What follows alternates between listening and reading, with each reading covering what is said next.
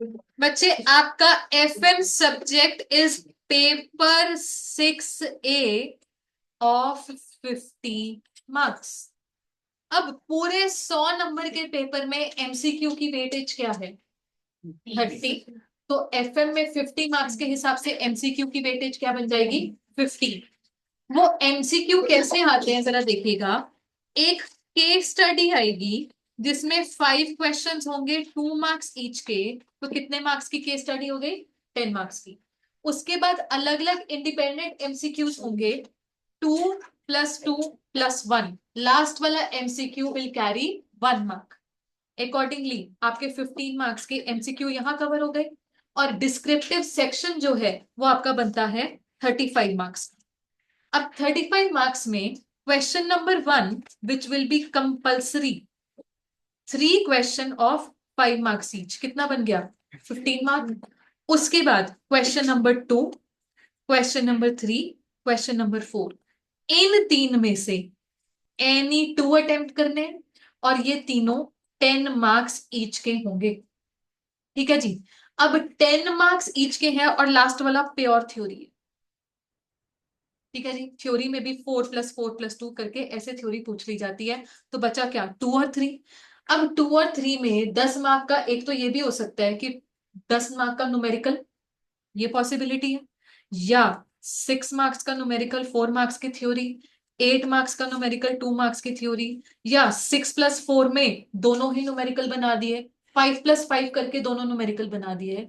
तो अल्टीमेटली कहने का कंक्लूजन ये है कि except for one pure theoretical question, FM subject भी है आपके लिए majority, it is a numerical subject. ठीक है जी। जैसा कि कॉस्ट अकाउंटिंग की क्लास में आपको बताया गया है, न्यूमेरिकल सब्जेक्ट को एक अच्छा उसमें स्कोर लाने का तरीका क्या है? Sufficient practice. अगर आप इस सब्जेक्ट के साथ ये सोचे, बेसिकली होने क्या वाला है ना, इस सब्जेक्ट में there are so many formulas. तो वो लगता हमें ये है कि हम सिर्फ और सिर्फ फॉर्मूला पढ़ के चले जाएं और उसके बेसिस पर हमारा पेपर क्लियर हो जाएगा। जी नहीं, अल्टीमेटली कॉन्सेप्चुअल अंडरस्टैंडिंग होनी बहुत जरूरी है, not just formula. In general वो फॉर्मूला बात क्या कर रहा है, क्या कॉन्सेप्ट है। ठीक है जी। तो जब तक वो कॉन्सेप्चुअल अंडरस्टैंडिंग नहीं आएगी, बात नहीं बनेगी। और कॉन्सेप्चुअल अंडरस्टैंडिंग के लिए अल्टीमेटली आपको हर क्वेश्चन को अपने हाथ से प्रैक्टिस करना ही करना है। ठीक है जी। अब डिस्कस करते हैं इस सब्जेक्ट के बारे में कि सब्जेक्ट है क्या, इसमें क्या क्या कवर्ड होगा हमारे पास। आपके सब्जेक्ट का नाम है फाइनेंशियल मैनेजमेंट। सिर्फ और सिर्फ फोकस कीजिए ऑन दी वर्ड मैनेजमेंट। आपका क्लास 12th का प्रॉपर सब्जेक्ट था ये management. Can you please define management to me? या मैनेजमेंट में वो 5 फंक्शंस होते थे? Planning, organizing, staffing, directing and controlling. अब सोचो यही मैनेजरियल फंक्शंस, बट हमको ये एक्सरसाइज करने हैं in respect of finance. Finance को लेकर प्लान करना, उसको डायरेक्ट करना, उसको कंट्रोल करना। कहने का मतलब प्लान करना मतलब ये डिसाइड करना पैसा कहां से आएगा, उसको डायरेक्ट करना मतलब ये डिसाइड करना पैसा कहां जाएगा। एंड कंट्रोल पर्पस मतलब जहां पैसा लगाया वहां पर हमको सफिशिएंट रिटर्न्स मिल रही है कि नहीं मिल रही है। अल्टीमेटली ये सारे functions in respect of finance कहलाया जाएगा फाइनेंशियल मैनेजमेंट। इन जनरल हम अपनी डे टू डे लाइफ में भी कहीं ना कहीं फाइनेंशियल मैनेजमेंट करते आ ही रहे हैं।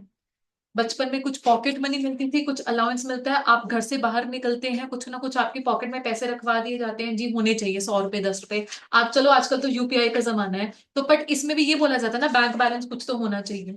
ठीक है जी।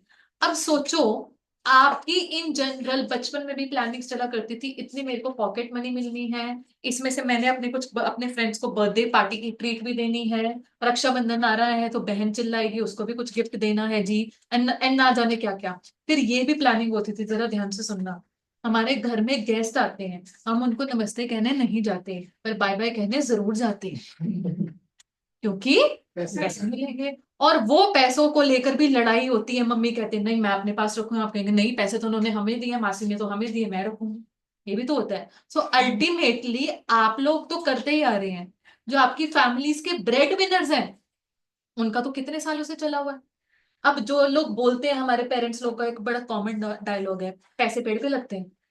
जब भी आप कुछ मांगने जाते हैं और सारी की सारी चीजें आपको मिल जाएंगी, ऐसा नहीं होता, क्योंकि उन लोगों की अपनी प्लानिंग भी चल रही है, कितना उन्होंने कमाया, कितना वो आप पर खर्च कर सकते हैं, और कितना उनको बचा कर रखना है फ्यूचर के लिए भी। ठीक है जी। सो इवेंचुअली जब इतने छोटे स्केल पर फाइनेंशियल प्लानिंग हो रही है, फाइनेंशियल मैनेजमेंट हो रही है रादर, तो सोचो a corporate entity which has huge scale of operations, तो उनको भी तो ये करनी ही करनी है। ठीक है जी। So what they think about is, सबसे पहले पैसा कहां से आएगा, एंड प्रॉपर इसको नाम दे दिया जाता है कि फाइनेंसिंग डिसीजन लेना है। सब आपके पास प्रिंटेड है जी, आपने सिर्फ बात को समझना है। फाइनेंसिंग डिसीजन लेना है। फाइनेंसिंग डिसीजन मतलब पैसा कहां से आएगा। एक कॉर्पोरेट एंटिटी के पास अलग अलग सोर्सेज ऑफ फाइनेंस क्या हो सकते हैं, बताओ। वो अपना लॉन्ग टर्म फाइनेंस रेज करना है, कहां कहां से पैसा आ सकता है, ऑप्शंस क्या है। इक्विटी, बिल्कुल ठीक कह रहे हो, इक्विटी शेयर कैपिटल। और आपने बोला बोरोड फंड्स यानी कि लोन, बिल्कुल ठीक है। और रिटेन अर्निंग्स भी है, बिल्कुल ठीक है जी। और डेट, मतलब हम बोलते हैं एक तो हो गए जी ओनर फंड्स, एक हो गए बोरोड फंड्स। बोरोड फंड्स में आपका डिबेंचर्स भी आ जाएगा, बोरोड फंड्स में आपका लॉन्ग टर्म लोन्स भी आ जाएगा। और ओनर फंड्स में भी there are two type of owners, equity owners and preference share holder, तो वो भी आ जाएगा। अब रही बात रिटेन्ड अर्निंग्स की, रिटेन्ड अर्निंग्स होता क्या है सौरभ, आपने मुझे बताया रिटेन्ड अर्निंग्स होता क्या है, रिटेन्ड अर्निंग्स। जो प्रीवियसली कंपनी ने प्रॉफिट जनरेट किया उसमें से कुछ पार्ट वो रिटेन करके रखना है। बिल्कुल बिल्कुल। कंपनी के पास कुछ ना कुछ अर्निंग्स बच जाती है, जिससे वो चाहे तो सारा का सारा इक्विटी डिविडेंड भी बांट सकते हैं, बट कुछ वो रख भी सकते हैं। तो हम आपने आपके पास वर्ड चलता है जी EPS, right, earning per share. सारा का सारा ईपीएस एज डिविडेंड बांट देना जरूरी नहीं होता। इसमें से डिविडेंड पर शेयर माइनस करवा दो, जो बच जाएगा आपके पास रिटेन अर्निंग का पोर्शन बच जाएगा पर शेयर। ठीक है जी। तो कहीं ना कहीं ये जो फंड्स बचाकर रख लिए, जो आप सिंपल लैंग्वेज में बात करो रिजर्व्स एंड सरप्लस, इनका काम क्या है, आगे जाकर किसी प्रोजेक्ट की ये फाइनेंसिंग में काम आ सकते हैं। ठीक है जी। चलो ये तो हो गया फाइनेंसिंग डिसीजन, पैसा कहां से आएगा। अब एक होता है इन्वेस्टिंग डिसीजन। इसका मतलब होता है पैसा कहाँ जाएगा, पैसा कहाँ लगाना है। हमारे पास एक प्रोजेक्ट है सामने, उस प्रोजेक्ट को एक्सेप्ट करना है या रिजेक्ट करना है, क्योंकि अगर प्रोजेक्ट की फिजिबिलिटी अच्छी है, वो हमें अच्छी रिटर्न्स जनरेट करके दे सकता है, तभी एक्सेप्ट करोगे। अदरवाइज हमको पहले से ही दिखाई दे रहा है कि इवेलुएट कर दिया लॉस मेकिंग प्रोजेक्ट है, पैसा नहीं लगाएंगे। या हमारे सामने मल्टीपल ऑप्शंस है, प्रोजेक्ट ABCD, बट इतना खुला पैसा भी नहीं है कि सभी में लगा दो। सिलेक्शन करनी है, ABCD में से कौन से दो सिलेक्ट कर सकते हैं या कौन सा एक सिलेक्ट कर सकते हैं, तो वो डिस्कस होता है इन्वेस्टिंग डिसीजन में। शॉर्ट में बोले तो पैसा कहाँ जाएगा। And the third important decision to be taken in FM is dividend decision, कि EPS में से कितना हमको डिविडेंड देना है। ये भी ऑप्शन ऑप्शन है हमारे पास कि सारा का सारा उठाकर दे दो, ये भी ऑप्शन है कि कुछ भी ना दो, कुछ भी डिविडेंड ना बांटो, और ये भी ऑप्शन होता है कि पार्शियली दे दो और बाकी का पार्शियली रिटेन कर दो। अब ये वाला डिसीजन भी केयरफुली लेना होता है, और ये लेना होता है of course equity share holder की एक्सपेक्टेशन के हिसाब से, वो नाराज नहीं होने चाहिए। ठीक है जी। तो प्रॉपर हमारे पास ये भी अलग से टॉपिक है।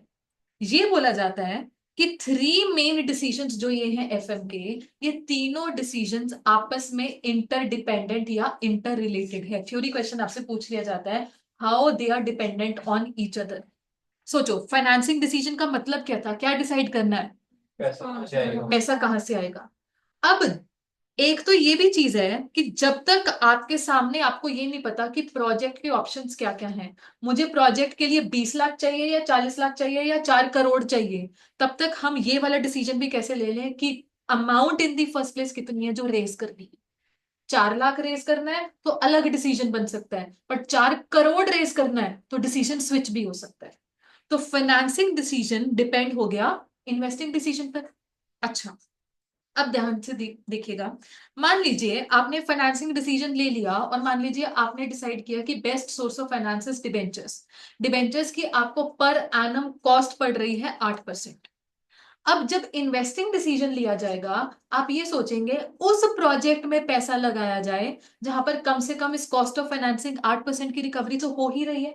ये ना हो कि प्रोजेक्ट हमको रिटर्न जनरेट करके दे रहा है 6% की, इधर से मेरे को फाइनेंस कॉस्ट पड़ रही है 8% की, बताओ प्रोजेक्ट में पैसा लगाना चाहिए? नहीं।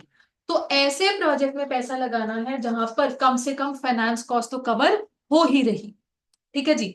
तो ये भी डिपेंड हो गया फाइनेंसिंग डिसीजन पर। एंड डिविडेंड डिसीजन का क्या है? आज का लिया गया डिविडेंड डिसीजन फ्यूचर के फाइनेंसिंग डिसीजन पर इंपैक्ट डालेगा। ठीक है जी। तो कहीं ना कहीं इंटरडिपेंडेंट हो जाते हैं ये तीनों डिसीजंस आपस में। ठीक। अच्छा, और इस चैप्टर में हमको क्या पढ़ना है? What is the objective of studying this subject? FM subject financial management हम क्यों करें? या ऑर्गेनाइजेशन में there is separate finance department, there is a separate designation called CFO, chief financial officer. क्यों बिठाए जाते हैं CFOs? क्या रोल है उनका? क्यों? जैसे बिजनेस चल रहा है चलने दो। क्यों सोचना कि हम अपने पास ये तीनों डिसीजंस ऑप्टिमम ले, बेस्ट ले? क्यों भाई? Minimizing the cost. मतलब इन जनरल अगर आप कॉस्ट मिनिमाइज करते हो मतलब आप अपने प्रॉफिट को मैक्सिमाइज करते हो। एक बिजनेस को चलाने का भी मेन ऑब्जेक्टिव क्या है? Profit maximization. Business exist to earn profit, से ही मैनेजमेंट में पढ़ा था। तो अल्टीमेटली एफएम का भी ये ऑब्जेक्टिव होना चाहिए, प्रॉफिट मैक्सिमाइजेशन। इनफैक्ट जब ये सब्जेक्ट डेवलप हो रहा था इनिशियली प्रॉफिट मैक्सिमाइजेशन को ही हमने अपना सुपीरियर ऑब्जेक्टिव बना लिया था। बट धीरे धीरे धीरे इस ऑब्जेक्टिव में द कॉन्सेप्ट ऑफ प्रॉफिट में ही कहीं ना कहीं हमने फ्लॉज आइडेंटिफाई किए। फ्लॉ क्या आइडेंटिफाई किए? कि अपने आप में अकेला word profit is a very vague term. Profit word के बहुत सारे मायने हैं। GEBIT अब एक प्रॉफिट है, ये भी तो अर्निंग्स है। और EBIT को हम ऑपरेटिंग प्रॉफिट भी बोलते हैं। ठीक है जी। इसके बाद EBT, EAT।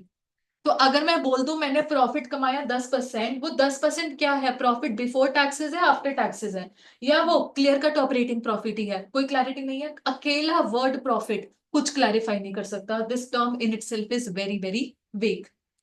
Second point, accounting records में मैनिपुलेशन करके हम अपने प्रॉफिट को आर्टिफिशियली हायर भी दिखा सकते हैं। It is very much possible for a company कि इंटरनली ये बात हो और बाहर कहीं मार्केट में यह जाए बिना, इंटरनली कहीं ना कहीं बुक्स को हम मैनिपुलेट कर सकते हैं। ठीक है जी। तो कोई अपने एक सेल्फिश मोटिव के साथ अगर कुछ ऐसा करना चाहे तो कर सकता है। इसलिए हम बोलेंगे कि जस्ट बिकॉज एक बिजनेस में एक CFO ने बोल दिया कि इस साल मेरे बिजनेस ने प्रॉफिट कमाया है जी, अच्छा 20% रिटर्न आई है, हो सकता है CFO खुद ही मिला हुआ है और उसने आर्टिफिशियली बुक्स को फूक कर लिया है और उसने शेयर होल्डर्स को बेवकूफ बना लिया है। ठीक है जी। It is a very much a possibility. या एक प्रोजेक्ट है सामने और उस प्रोजेक्ट में किसी एक इंसान का कोई वेस्टेड इंटरेस्ट है, आप एक दिखा सकते हो कि इस प्रोजेक्ट से इतना प्रॉफिट आ जाएगा। How easy it is to actually manipulate profits. दूसरा, हम ये नहीं कह रहे हैं कि selfish motive. In general the concept of profit is influenced by accounting policies such as depreciation. आपने डेप्रिसिएशन का तरीका SLM से WDV कर दिया, प्रॉफिट चेंज हो जाएगा। आपने स्टॉक वैल्यूएशन कभी अगर वेटेड एवरेज से कर रहे हो तो अलग प्रॉफिट आने वाला है, अगर फीफो या लीफो से कर रहे हो तो अलग अलग मेथड में अलग अलग प्रॉफिट्स आने वाले हैं। ठीक है जी। नाउ अज्यूम कीजिए आपके सामने दो प्रोजेक्ट्स हैं A और B और दोनों की लाइफ है 5 साल और दोनों ने प्रॉफिट इस तरीके से कमाने हैं ईयर 1 2 3 4 5 में 10,000, 20,000, 30,000, 40,000, 50,000। तो टोटल प्रॉफिट 5 साल का मिलाकर कितना हो गया मुझे बता सकते हैं? 15। और प्रोजेक्ट बी में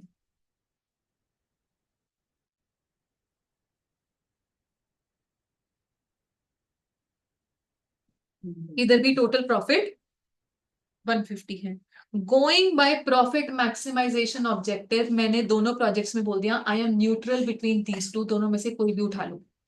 but whereas in true sense आपको लग रहा है कि दोनों बराबर हैं, दर्जा इनका बराबरी का, कोई भी उठा लो। अब बताओ कौन सा आपको बेटर लग रहा है? वाई ए? प्रॉफिट इंक्रीज हो रहा है, ये क्या लॉजिक है? प्रॉफिट इंक्रीज होना अच्छी बात है, ग्रोथ हो रही है, अच्छा ठीक है। ग्रोथ ऑब्जेक्टिव तब होना चाहिए when the business has perpetual infinite life. Grow करता ही रहे। जब लाइफ ही लिमिटेड है प्रोजेक्ट की, 5 साल के बाद आके खत्म हो रहा है, मेरे को ग्रोथ करवा के मिल क्या रहा है? Instead project B is better. The reason being, क्या आप इस 50,000 और इस 50,000 को इक्वल दर्जा दे सकते हो? पहले साल में 50,000 आना और 5वें साल में 50,000 आना एक ही बात है? क्यों? There is a concept called time value of money. आज का 1 रुपया कल के 1 रुपए के बराबर नहीं है। जो आज आप 100 रुपए में खरीद सकते हो, 1 साल बाद वही उतनी ही चीज 100 रुपए में नहीं खरीद पाओगे। तो 100 रुपए की वर्थ तो कम होगी ना 1 साल बाद। अल्टीमेटली आपकी परचेजिंग पावर कम हो जाती है। इसलिए a heavier return is preferred. As such उस कॉन्सेप्ट को कंसिडर किया जाए तो project B will be better. But profit maximisation इस चीज को कंसिडर नहीं करता। उस ऑब्जेक्टिव में तो क्या देखना है, दोनों जगह 1.5 लाख है, हेंस दोनों में से कोई भी उठा लो। सो फ्लॉ क्या निकल कर आया? The concept of profit maximization ignores the concept of time value of money. ठीक है जी। अच्छा, मान लीजिए आपके सामने 2 प्रोजेक्ट्स हैं, एक्स एंड वाई। एक फैक्ट्री है जिसको या तो आप सेट कर सकते हो बद्दी में, या फैक्ट्री वाई है जिसको आप सेट कर सकते हो ग्रेटर नोएडा। अब मुझे बताओ, बस इतना सा सिनारियो देखकर, और प्रॉफिट में बता रही हूं कि दोनों में पर एनम मान लीजिए 1 लाख है। प्रॉफिट को देखकर तो हम हो गए न्यूट्रल, वही भी उठा लो, या बद्दी में खोलो या ग्रेटर नोएडा में खोलो।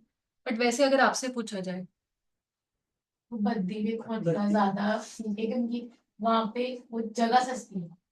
इट्स नॉट इवन अबाउट सस्ती। बट अच्छा मुझे बताओ, ग्रेटर नोएडा मैंने नाम क्यों लिया? सुना है कभी ग्रेटर नोएडा? कहाँ पड़ता है? कैसा शहर है?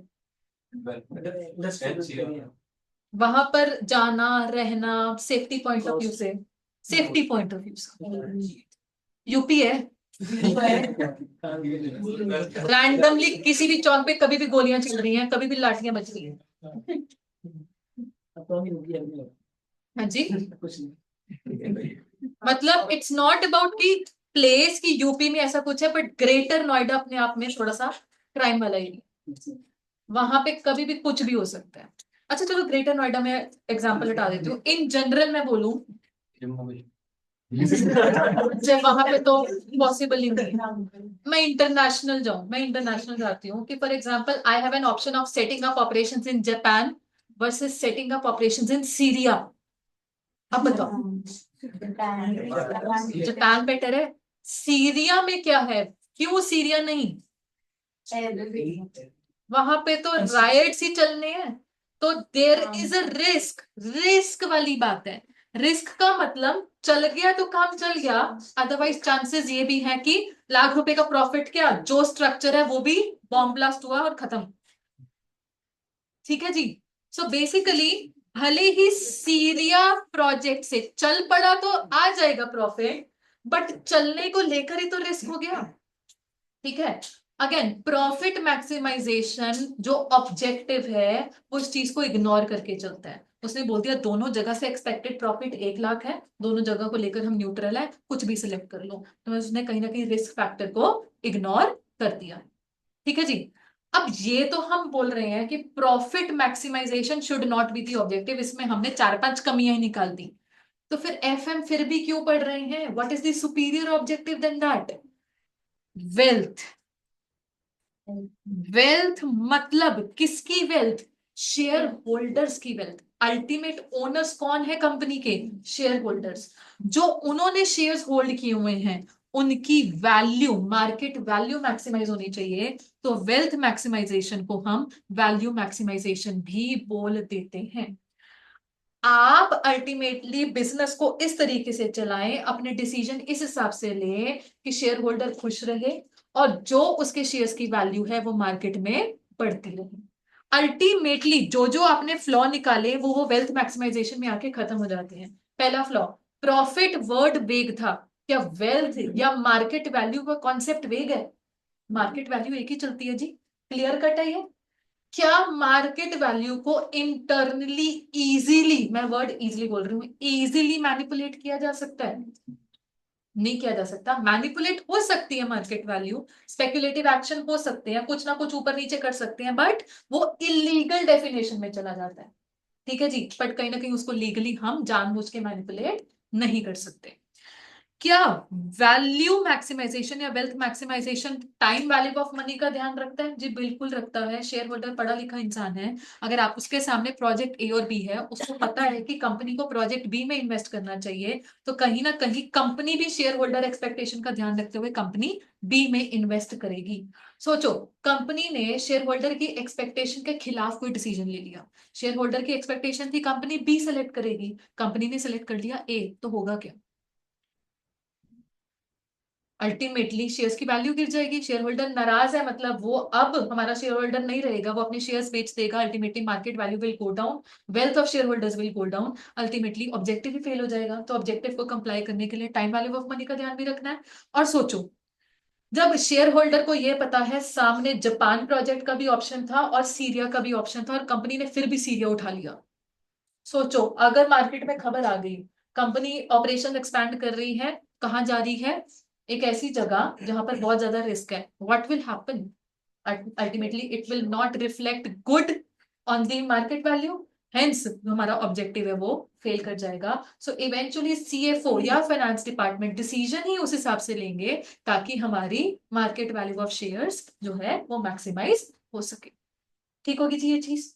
चलो, ये बच्चे ये सारी चीजें आपके पास प्रिंटेड है, आपके पास ये first introductory chapter pure theoretical chapter है, जो जो आज की क्लास के लिए रेलेवेंट चीजें थी मैं आपको डिस्कस करवा चुकी हूं। ठीक है जी, अब आपके सामने ये है इंडेक्स। इंडेक्स में आपके पास बुक में भी प्रिंटेड है ही सही, कितने टोटल चैप्टर्स हैं? देन 10 में से first chapter is complete theory and types of financing is also complete theory. बच्चे मैं अगर आपसे टू बी ऑनेस्ट बात करूं, मैं आपको झूठ नहीं बोलना चाहूंगी, टाइम लिमिट ही ऐसी होती है, डेडलाइंस ही ऐसी होती है, मैं आपको कोई फेक प्रॉमिस नहीं करूंगी कि थ्योरी क्लास होगी, मैं आपको वहां पर एक टाइप्स ऑफ फाइनेंसिंग करवा दूंगी। इंट्रोडक्टरी का तो मैंने करवा दिया क्योंकि ये जरूरी भी था।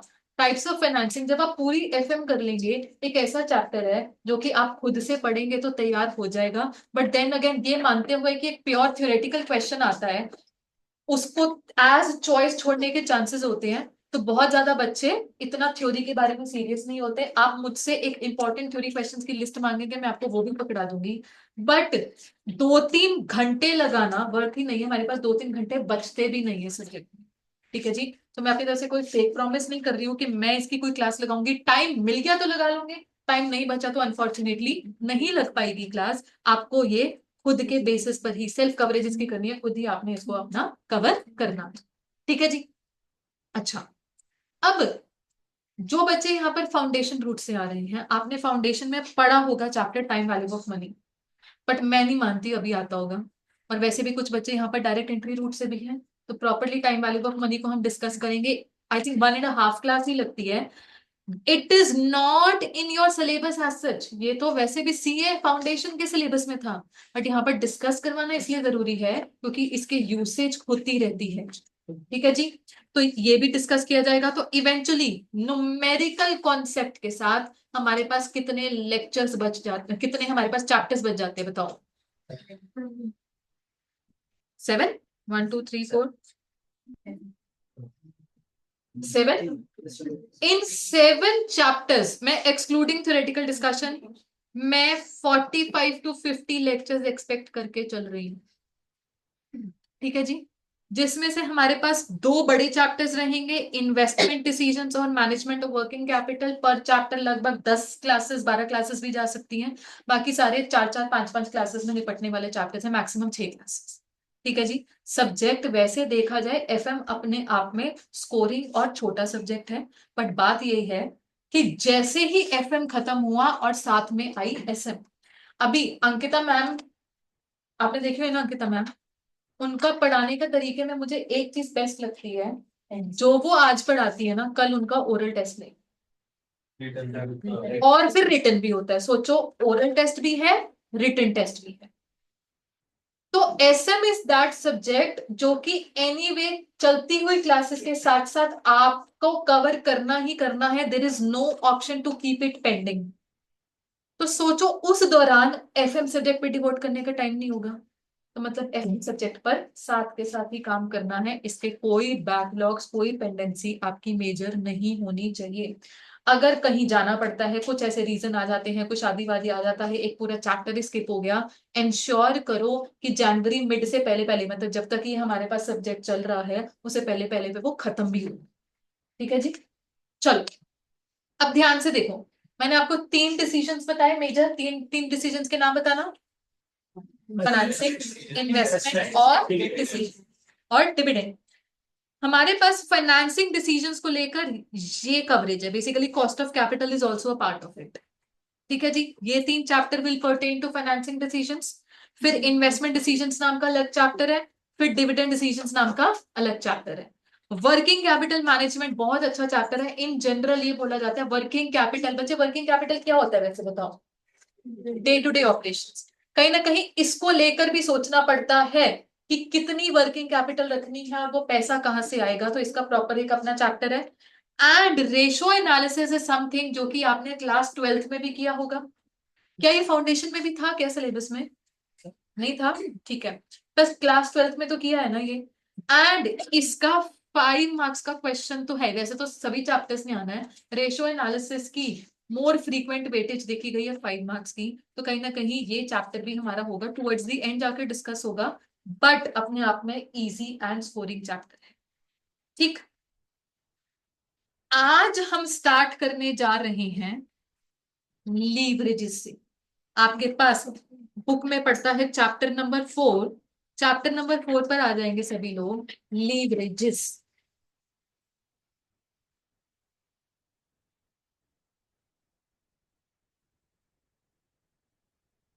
जी. द वर्ड लीवरेज क्या होता है समझा देंगे. बट आपके पास पहले ही पेज पर केस है जी. केस 1. ये केस 1 है 2019 का एक्चुअल रिजल्ट. 2019 में देखा गया 10,000 यूनिट बिके थे. सेलिंग प्राइस 10 पर यूनिट के हिसाब से सेल वैल्यू जनरेट हुई 1 लाख की. माइनस हुआ वहां से वेरिएबल कॉस्ट 5 पर यूनिट. इस 5 पर यूनिट में 2 पर यूनिट के नाम का फ्री सैंपल कॉस्ट भी इंक्लूडेड है. वेरिएबल कॉस्ट है जी ये 50,000. हम सभी जानते हैं सेल्स में से वेरिएबल कॉस्ट जब माइनस कर दो तो आता है कॉन्ट्रीब्यूशन. कंट्रीब्यूशन में से फिक्स कॉस्ट माइनस किया तो ये कॉस्ट अकाउंटिंग का प्रॉफिट है. एफएम में आकर इसका नाम बन जाता है ईबीआईटी. इसको आप ऑपरेटिंग प्रॉफिट भी बोल सकते हैं. ऑपरेटिंग प्रॉफिट या ईबीआईटी. ठीक है जी. अब 2019 के एक्चुअल रिजल्ट के बेसिस पर 2020 की एक्सपेक्टेशन बनाई गई थी. एक्सपेक्टेशन कि आउटपुट जो है वो ग्रो करेगा. 10,000 यूनिट से अब 12,000 यूनिट्स पर आ जाएगा. मतलब कितने परसेंट से आउटपुट इंक्रीज करवा रहे हैं? 20% से. अब मुझे बताओ एक्सपेक्टेड सेल्स वैल्यू कितनी हो गई? 1,20,000. Variable cost, contribution, fixed cost ने तो फिक्स्ड ही रहना है जी. तो आपके पास ईबीआईटी कितना आ गया? मैं अगर आपसे पूछूं ईबीआईटी इंक्रीज कितने से हुआ? 25%. मतलब 10 रुपी वैल्यू 10,000 कहां से इंक्रीज हुआ? 40,000 से. तो ईबीआईटी की एक्सपेक्टेशन क्या है कि ये इंक्रीज हो जाएगा 25% से. साथ साथ कंप्लीट कर लीजिए इसे. 2020 एक्सपेक्टेशन.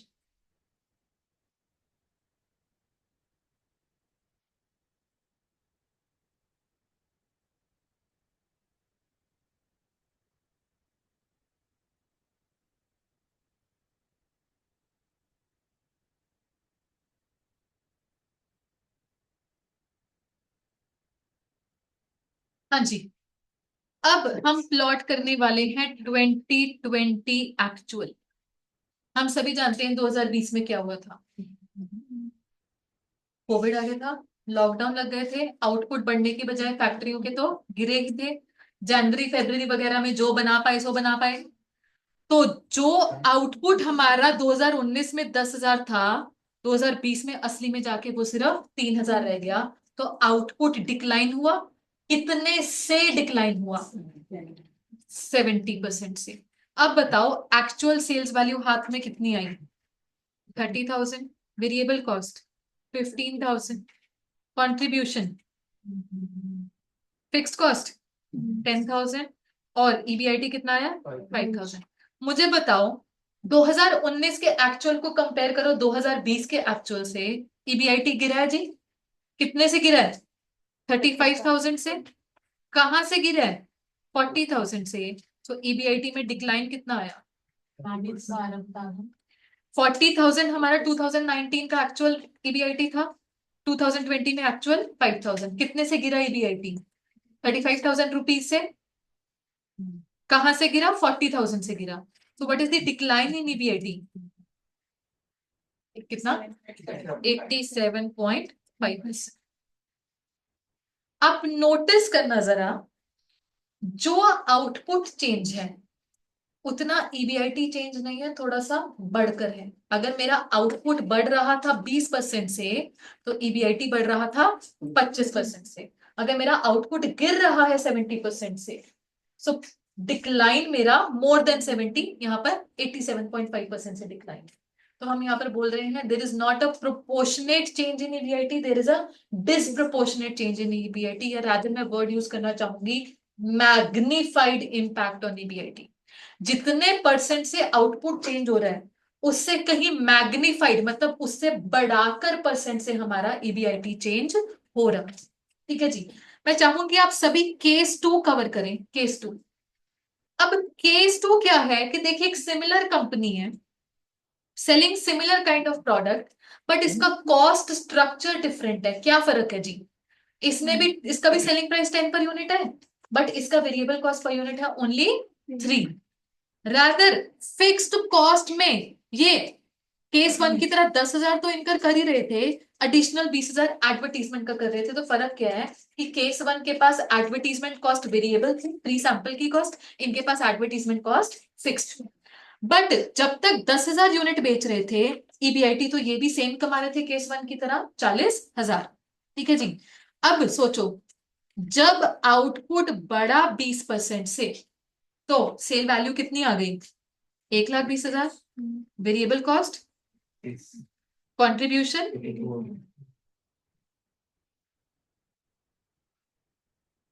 54।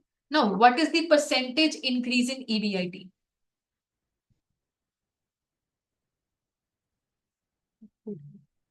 35%। ओके। जब आउटपुट गिरा 70% से, आउटपुट गिरा 70% से, अब बताओ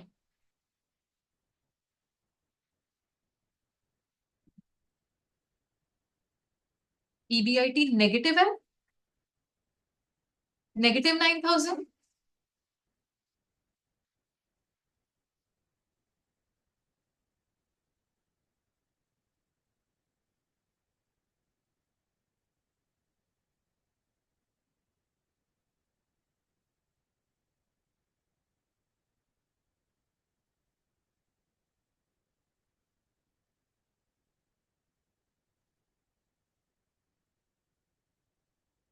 हाँ जी, what is percentage decline in EBIT?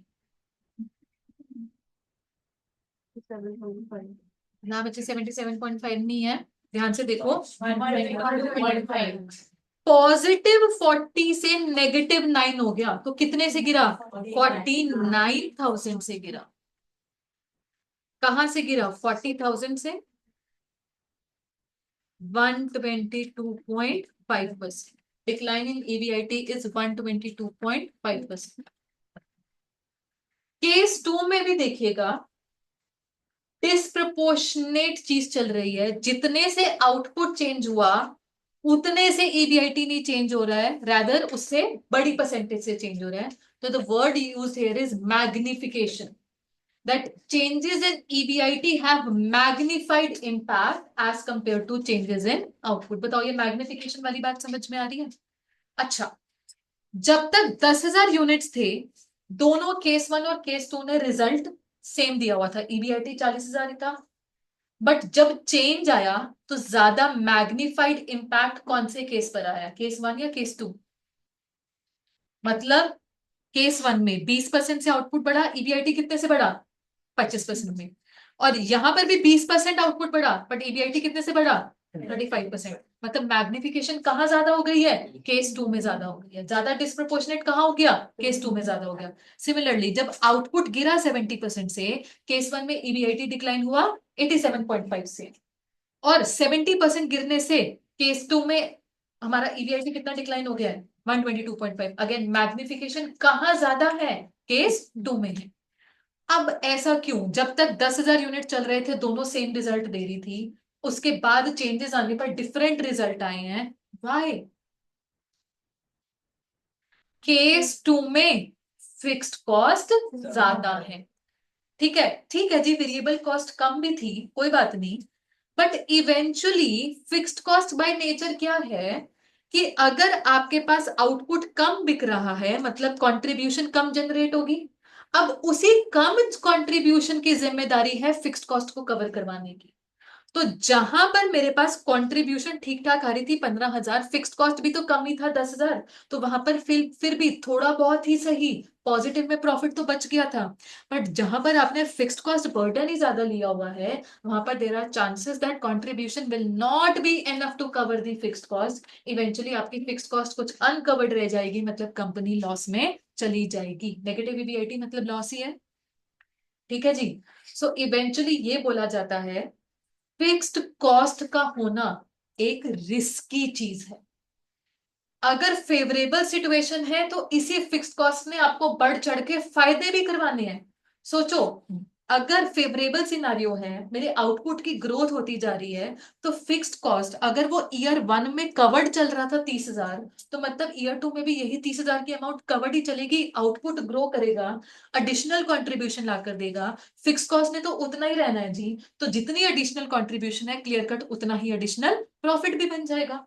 तो फिक्स्ड कॉस्ट होना फायदेमंद भी हो सकता है अगर आउटपुट ग्रो करे, बट यही फिक्स्ड कॉस्ट हमको नुकसान भी करवा सकता है अगर आउटपुट डिक्लाइन हो। तो हम ये बोल रहे हैं फिक्स्ड कॉस्ट का होना अपने आप में एक रिस्की चीज है। लेस फिक्स्ड कॉस्ट मतलब लेस रिस्क। रिस्क तो देखो यहां पर भी है, केस 1 में भी है। क्या रिस्क ये भी तो हो सकता था ना, आउटपुट ही 90% से गिर गया, मतलब रह ही गए 1,000 यूनिट, उस केस में तो और ईबीआईटी कम हो जाएगा, हो सकता है उधर लॉसेस भी आ जाए। तो जहां फिक्स्ड कॉस्ट है, चाहे छोटी अमाउंट का है, थोड़ा छोटा रिस्क रहेगा, कम रिस्क रहेगा। और जहां पर फिक्स्ड कॉस्ट हायर है, वहां पर रिस्क भी हायर होगा। ठीक है जी। तो रिस्क का मतलब हमेशा एक बैड चीज नहीं होती है। इन favourable scenario this risky thing actually gives you more profit, more the risk more the return वाली चीज भी तो होती है जी। ठीक है। तो we measure one thing called leverage, जो कि इस रिस्क को मेजर करवाती है। हमें ये तो पता चल गया कि 1 में कम रिस्क था और 2 में ज्यादा रिस्क था। हमने इस रिस्क को क्वांटिफाई करना है ताकि एक नंबर देखकर बता सके कि जहां पर वो नंबर छोटा है कम रिस्की है, जहां पर वो नंबर बड़ा है मतलब ज्यादा रिस्की है। नाउ द वर्ड लीवरेज, ये लीवरेज वर्ड कहां से निकल कर आता है? द वर्ड लीवर, या इन जनरल हम अपनी लेमन लैंग्वेज में बोलते हैं ना कि so and so team has a leverage over another team, कि इनके पास ये स्ट्रॉन्ग प्लेयर है। लीवरेज का वहां पर मतलब क्या हो जाता है? एडवांटेज। अदरवाइज साइंटिफिक टर्म्स में बचपन में फिजिक्स में पढ़ते थे वर्ड लीवर, पुली सिस्टम वगैरह पढ़ा था, कुछ कुछ याद आ रहा है? तो वहां पर क्या होता था कि एक लीवर को यूज करके हो सकता है या तो कोई मशीनरी हमारी स्टार्ट हो रही है या किसी चीज को कोई पुश दिया जा रहा है। तो यहाँ पर बोलते हैं कि फिक्स्ड कॉस्ट को रख के अपने कॉस्ट स्ट्रक्चर में हम कहीं ना कहीं प्रॉफिट्स को पुश कर रहे हैं, ईबीआईटी को पुश कर रहे हैं। ठीक है जी।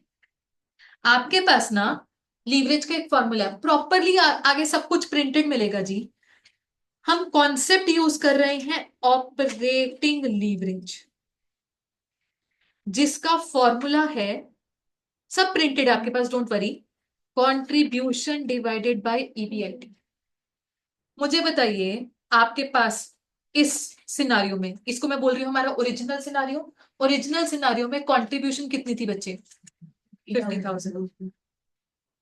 और ईबीआईटी कितना था? 40,000। तो हमारे पास ये आंसर कितना आ रहा है? 1.25। अगर एक बार लिख लीजिए इसे, एक बार लिख लीजिए।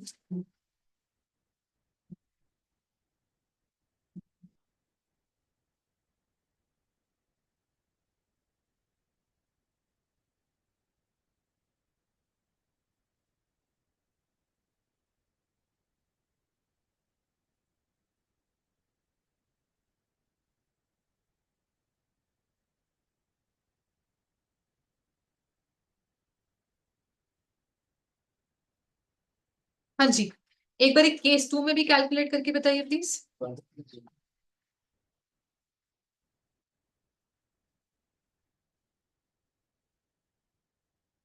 70,000 डिवाइडेड बाय 40,000, 1.75। क्या हुआ रोहित, बताओ। Contribution upon EBIT. अब देखो जरा, आपके पास ये नंबर कहां बड़ा है केस 2 में? हम बोल रहे हैं leverage is higher in case 2, मतलब risk related to fixed cost is higher in case 2। मुझे बताओ कंट्रीब्यूशन और ईबीआईटी, इन दोनों फिगर्स में फर्क किस बात का है? कंट्रीब्यूशन और ईबीआईटी के बीच में क्या आता है? फिक्स्ड कॉस्ट ही आता है। तो जहां पर फिक्स्ड कॉस्ट हायर होगी, आपके पास अल्टीमेटली ये फॉर्मूला भी एक हायर रिजल्ट ही देगा। ठीक है जी। तो हायर द नंबर मतलब higher that gap between contribution and EBIT, मतलब हायर दैट रिस्क। ठीक है जी। अच्छा, अब इसको हम और भी कैसे एक्सप्लेन कर सकते हैं? इसी 10,000 यूनिट्स को अपना आप एक ओरिजिन मानते हुए आप अपने सिनारियो रिवाइज किया। रिवाइज सिनारियो नंबर 1, जहां पर आपका आउटपुट इंक्रीज हुआ था 20% से, तो ईबीआईटी कितने परसेंट से इंक्रीज हुआ था? 25% से। ऑपरेटिंग लीवरेज का एक और फॉर्मूला भी है जी, percentage change in EBIT divided by percentage change in sales.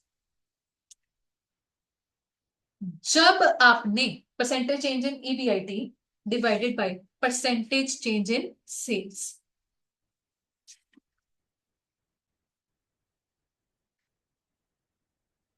हाँ जी, ऑपरेटिंग लीवरेज का दूसरा फॉर्मूला है।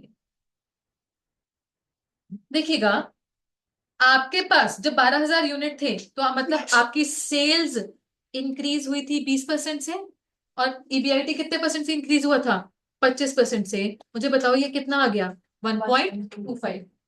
ऐसे ही जब आपका ईबीआईटी डिक्लाइन हुआ 87.5% से, आपकी सेल्स कितने से डिक्लाइन हुई थी? 70% से, तो आपके पास तब भी आंसर आ रहा है 1.25।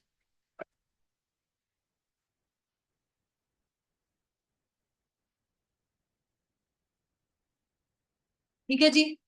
कहने का क्या मतलब है? आपने ओरिजिनल आउटपुट, हाँ जी, आपका ओरिजिनल आउटपुट कितना था? 10,000 यूनिट्स। 10,000 यूनिट्स के लिए पहला फॉर्मूला लगा लो, कंट्रीब्यूशन अपॉन ईबीआईटी, तो आंसर कितना आ रहा है? 1.25। जब आप 10,000 से ही सिनारियो चेंज कर रहे हैं, वहीं से चेंज हो रहा है, तो परसेंटेज चेंज भी आपने वहीं से मेजर किया, 25%, 20% जो भी है, तो परसेंटेज चेंज वाला फॉर्मूला भी सेम रिजल्ट ही देगा, 1.25, 1.25। जिस आउटपुट लेवल के लिए आपने पहला फॉर्मूला लगाया, वहीं से चेंज मेजर करोगे, तो ऑल्टरनेटिव फॉर्मूला सेम आंसर ही आपको देगा। एक बारी मुझे बताओ, केस 2 में आपका ओरिजिनल सिनारियो कौन सा है? 10,000 यूनिट्स, और 10,000 यूनिट्स पर पहला फॉर्मूला लगा के आपके पास लीवरेज का आंसर आया हुआ है 1.75। 10,000 से ही चेंजेस मेजर कर लिया आपने। तो बताओ, percentage change in EBIT 35% divided by percentage change in sales 20, क्या आ रहा है? 1.75। फिर वही 10,000 से आपने चेंज मेजर किया डिक्लाइन वाला, कि ईबीआईटी डिक्लाइन हुई है 122.5 से, जब आउटपुट गिरा 70 से, क्या आ रहा है आंसर? 1.75 आ रहा है आंसर। ठीक है।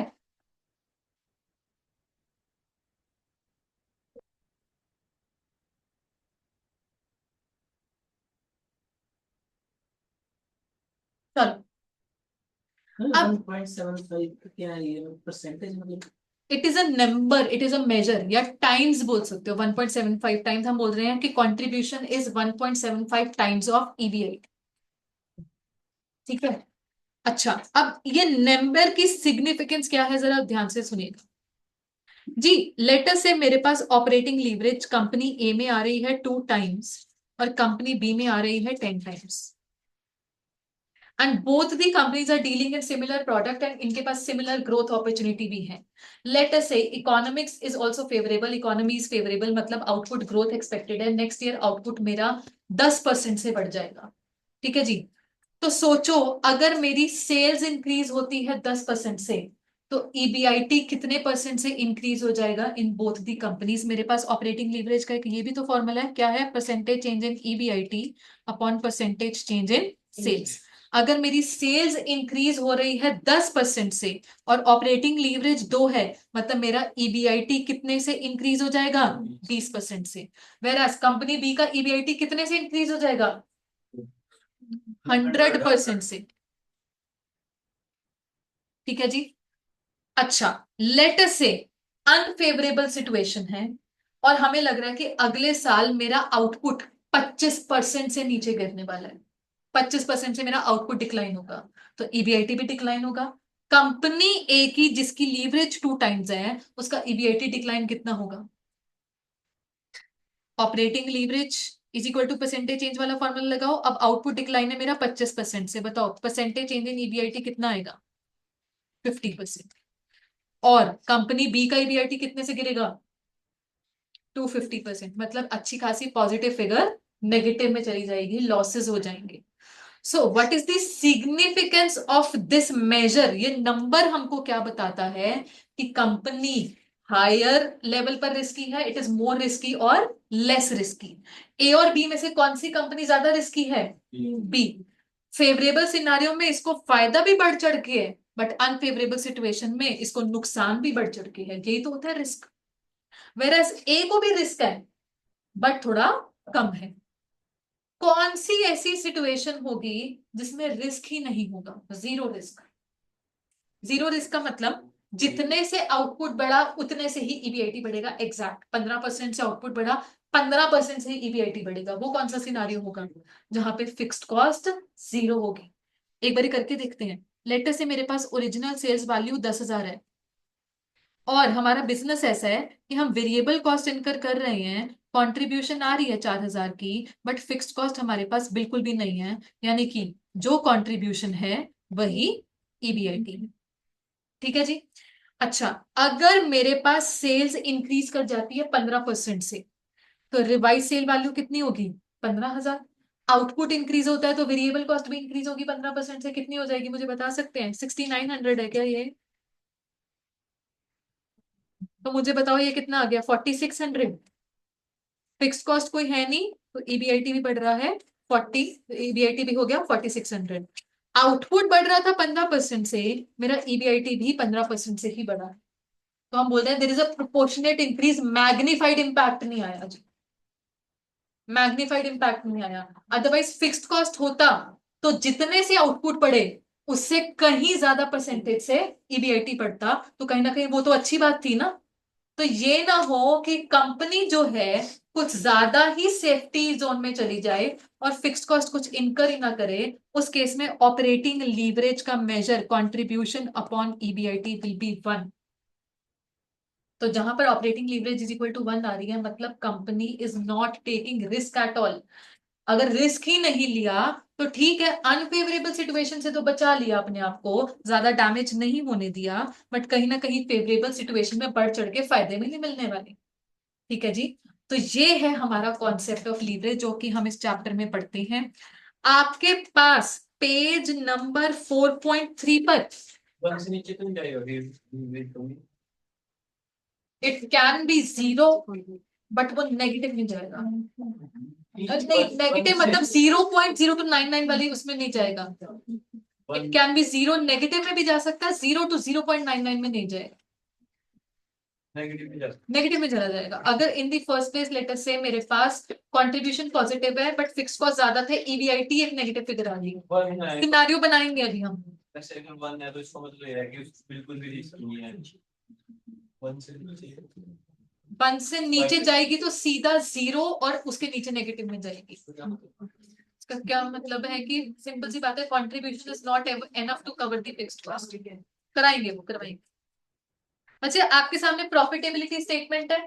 इस पूरे चैप्टर में, रादर आगे के चैप्टर में, एफएम में भी जगह जगह इस तरीके की इनकम स्टेटमेंट बनेगी। इनकम स्टेटमेंट क्या है? फिर उसे लिया सेल, सेल में से माइनस करवाया वेरिएबल कॉस्ट, आया कंट्रीब्यूशन, कंट्रीब्यूशन में से माइनस करवाया फिक्स्ड कॉस्ट, उसको हम बोलते हैं ऑपरेटिंग प्रॉफिट। ऑपरेटिंग प्रॉफिट का दूसरा नाम ईबीआईटी। ईबीआईटी में से माइनस किया इंटरेस्ट तो आएगा ईबीटी। ईबीटी में से टैक्स माइनस किया तो आया पीएटी या अर्निंग आफ्टर टैक्सेस। इसमें से अगर प्रेफरेंस शेयर होल्डर है तो उनका प्रेफरेंस डिविडेंड दे देंगे, जो बचेगा earnings available for equity shareholder बचेगा। Earning available for equity shareholder divided by number of equity shares करके हमारे पास आएगा ईपीएस, अर्निंग पर शेयर। ठीक है जी। अब ऐसा है, ये इनकम स्टेटमेंट आपके सामने है। ये एज लॉन्ग एज आपको इन चीजों की क्लैरिटी है दैट इंटरेस्ट जो है इसने आने है टैक्सेशन से पहले, whereas प्रेफरेंस डिविडेंड ने आना है टैक्सेशन के बाद। ये क्लैरिटी है 100%। ऐसा तो नहीं है कि हाँ मैम ने बोल दिया तो हो गई। क्लैरिटी है ना? Okay, I need these logics आगे के चैप्टर में भी, इस चैप्टर में भी। अगर नहीं क्लैरिटी है तो अभी पता क्यों ऐसा है। Why interest is a charge against profits, या वो टैक्सेशन से पहले क्यों आ रहा है, क्या क्या मैकेनिज्म है? इंटरेस्ट किसको पे करना है? बोरोड फंड्स को, बोरोवर्स को पे करना है। प्रेफरेंस डिविडेंड किसको पे करना है? ओनर्स को। तो जो ओनर्स को जाता है वो प्रॉफिट जाता है जी। हम ये बोलते हैं कि प्रॉफिट की अप्रोप्रिएशन की गई है, मतलब प्रॉफिट को बांटा गया है। वेरएस यहां पर इंटरेस्ट को लेकर क्या बोला जा रहा है? प्रॉफिट कंप्यूट करने से पहले इंटरेस्ट पे किया जाएगा। एंड ऑल्सो आपके पास सिग्निफिकेंट ईबीआईटी है या नहीं है, इंटरेस्ट तो पे करना ही करना है। वेरएस प्रेफरेंस डिविडेंड तब पे किया जाता है when there is sufficient fact. ठीक है जी ये चीजें। ओके, अब ध्यान से देखिए, हमने इस फिक्स्ड कॉस्ट की बात की जिसको मैं बोल रही हूं ऑपरेटिंग फिक्स्ड कॉस्ट। हमने इसके बारे में बोला कि इसके होने की वजह से कुछ ना कुछ रिस्क है। अगर ज्यादा फिक्स्ड कॉस्ट है तो ज्यादा रिस्क है, कम फिक्स्ड कॉस्ट है तो कम रिस्क है। तो इस पोर्शन तक हम ऑपरेटिंग लीवरेज मेजर करते हैं। ऑपरेटिंग लीवरेज जो कि निकल कर आती है with the presence of operating fixed cost in our income statement. But EBIT के बियॉन्ड और भी कॉस्ट हैं which are fixed in nature, जैसे कि इंटरेस्ट। अच्छा, प्रेफरेंस डिविडेंड तब देना है अगर पैट सफिशिएंट है, बट पैट सफिशिएंट है, प्रेफरेंस डिविडेंड की अमाउंट तो फिक्स है ना, तो कहीं ना कहीं ये भी तो फिक्स्ड ऑब्लिगेशंस है, फिक्स्ड ऑब्लिगेशन है। इन फिक्स्ड ऑब्लिगेशंस को एक्सप्लेन किया जाता है फाइनेंशियल लीवरेज। ठीक है जी। एंड ऑपरेटिंग लीवरेज और फाइनेंशियल लीवरेज को मिलाकर पूरी इनकम स्टेटमेंट को जो लीवरेज कवर करेगी उसको हम बोलते हैं कंबाइंड लीवरेज। ठीक है जी। सो अल्टीमेटली हम आज अभी फोकस कर रहे हैं ऑपरेटिंग लीवरेज पर। अब ऑपरेटिंग लीवरेज क्या है? It arises from the presence of fixed operating cost. Now what is operating cost? एक होते हैं जी नॉन ऑपरेटिंग कॉस्ट, या इन जनरल हम डिस्कस करते हैं, एक होती है ऑपरेटिंग एक्टिविटी, एक होती है नॉन ऑपरेटिंग एक्टिविटी। डिफाइन कर सकता है कोई बच्चा मुझे?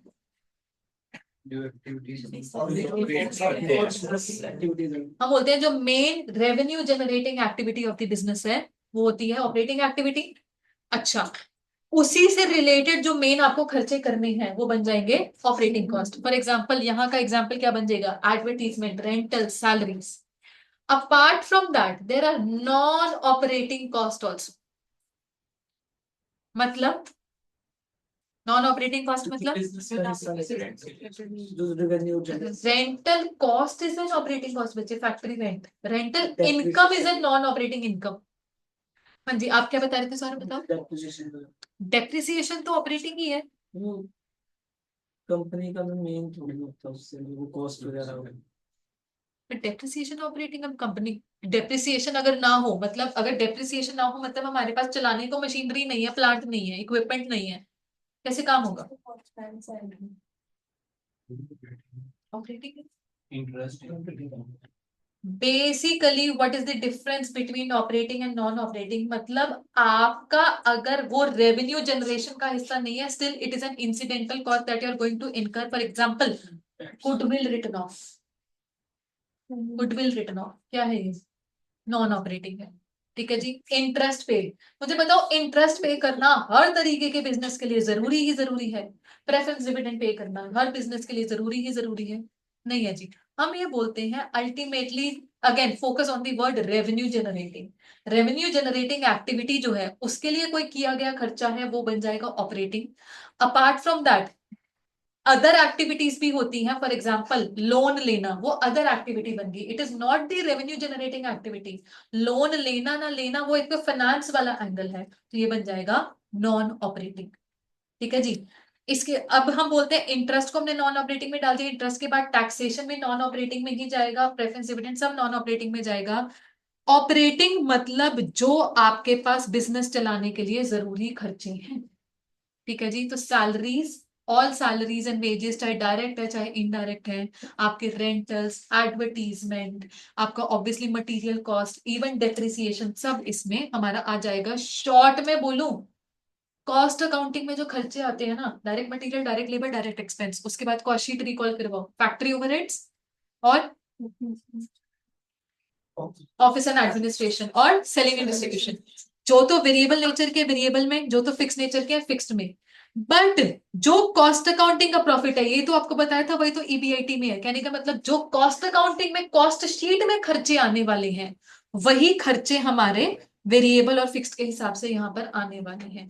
कोई खर्चा अगर कॉस्ट शीट में नहीं आ सकता, मतलब वो नॉन ऑपरेटिंग कॉस्ट ही आपके लिए बन गया है। ठीक है जी। All right. अब ऑपरेटिंग लीवरेज के बारे में पढ़ते हैं। पहले तो ना आप पढ़ लें यहां तक का अपने लेवल पर, एक बार ही पढ़ लो, ये जनरल सी कुछ इंट्रोडक्शन है, फिर हम ऑपरेटिंग लीवरेज के बारे में पढ़ेंगे।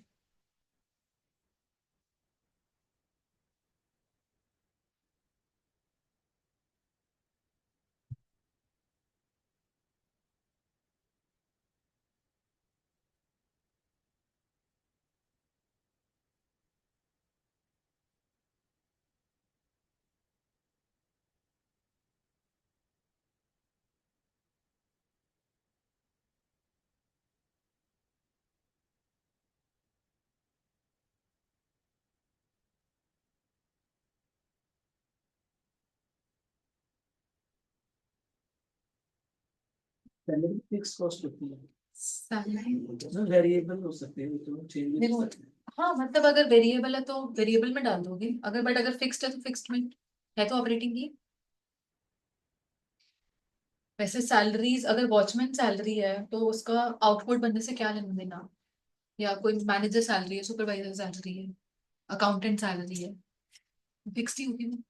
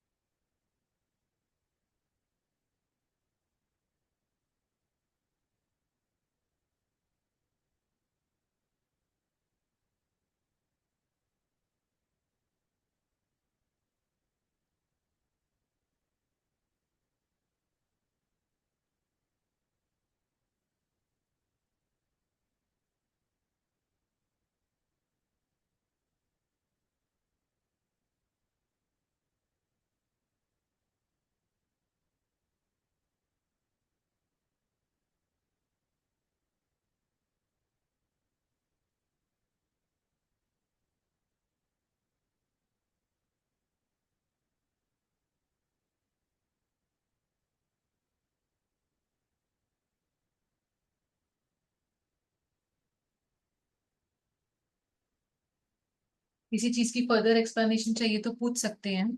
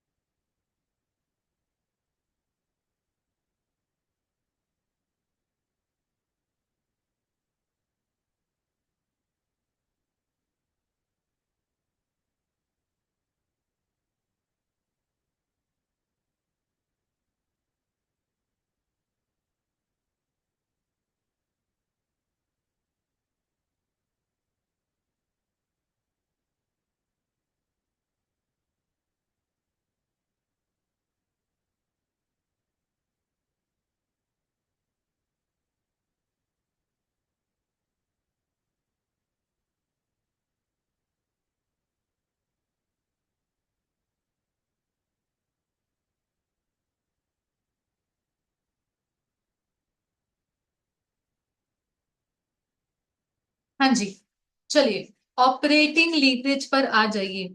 ऑपरेटिंग लीवरेज की डेफिनेशन एक तो ये आपको याद करनी है। Operating leverage is a measure which tells us about the impact of changes in sale on EBIT. फिर definition number 2.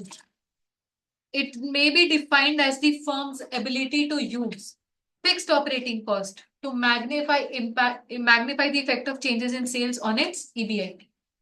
फिक्स्ड कॉस्ट किस हिसाब से इनकर किए जा रहे हैं, कम इनकर किए जा रहे हैं, ज्यादा इनकर किए जा रहे हैं, ज्यादा इनकर किए जा रहे हैं तो magnification on EBIT will be higher, कम है तो मैग्निफिकेशन थोड़ी कम होगी। और जो ये इम्पैक्ट वाली डेफिनेशन है इससे निकल कर आता है आपके पास एक ये फॉर्मूला, ये वाला जो नेक्स्ट पेज पर है, percentage change in EBIT divided by percentage change in sales, definition से निकल कर आ रहा है फॉर्मूला। जब इस फॉर्मूला को एक्सपैंड किया जाता है, इसको आगे सॉल्व किया जाता है, तो निकल कर आ जाता है ये फॉर्मूला, बच जाता है हमारे पास कंट्रीब्यूशन अपॉन ईबीआईटी। अब हमने रखा percentage change in EBIT upon percentage change in sales, इसको फर्दर सॉल्व करते करते कंट्रीब्यूशन अपॉन ईबीआईटी आर कैसे आ रहा है, आईसीआई का मॉड्यूल आपको ये डेरिवेशन एक्सप्लेन कर रहा है, बट टू बी ऑनेस्ट वो डेरिवेशन आपके किसी काम में नहीं आने वाली है। हैविंग सेड दैट, मैं आपको डेरिवेशन अभी करवा सकती हूँ, बताओ करवाऊं? पक्का? किसी को करवानी है तो बता दो, या क्लास की बात पूछ लें, ठीक है जी।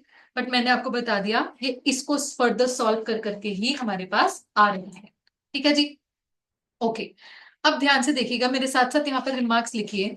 Contribution upon EBIT, this formula is applied at a particular level of output, या पर्टिकुलर लेवल ऑफ सेल्स भी एक ही चीज है, particular level of output. This formula is applied at a particular level of output. कहने का क्या मतलब है, अगर आप 100 यूनिट बेच रहे हो और उसकी इनकम स्टेटमेंट के हिसाब से ये फॉर्मूला लगा रहे हो, आंसर अलग आएगा। अगर आपने इनकम स्टेटमेंट 150 यूनिट की बनाई और 150 यूनिट की कंट्रीब्यूशन डिवाइडेड बाय जो रिजल्टिंग ईबीआईटी है, तो डेफिनेटली आंसर अलग आएगा, ठीक है जी। बट मान लो आपने 100 यूनिट्स की इनकम स्टेटमेंट के हिसाब से आपने लीवरेज निकाल ली है 1.25 लेटर से, और आपने फिर अपना आउटपुट चेंज किया और वो परसेंटेज चेंज मेजर किया, तो परसेंटेज चेंज जो रिजल्ट देगा वो सेम ही देगा 1.25। कहने का मतलब दिस फॉर्मूला इज अप्लाइड, यहां पर हम ऐसे लिखेंगे, change is measured from that level of output for which first formula is applied।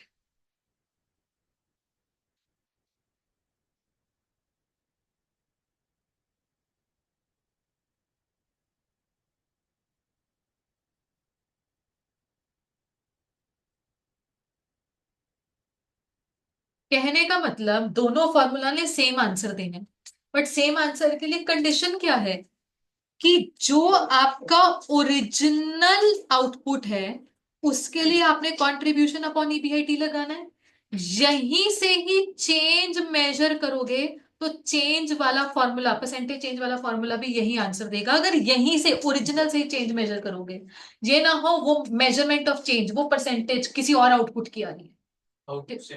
हाँ जी, ओरिजिनल आउटपुट सेम है, जिस ओरिजिनल आउटपुट के लिए ये वाला फॉर्मूला लगाया यहीं से चेंज मेजर करोगे, ये ना हो चेंज कहीं और से मेजर होके आ रहा है, ठीक है जी। बस ये कंडीशन है। चलो क्वेश्चन पर आ जाते हैं। क्वेश्चन, क्वेश्चन नंबर 1 प्लीज, एक ना नोट लिख लेना, पेज नंबर 4.4 पर थोड़ा towards the downward side note, prepare income statement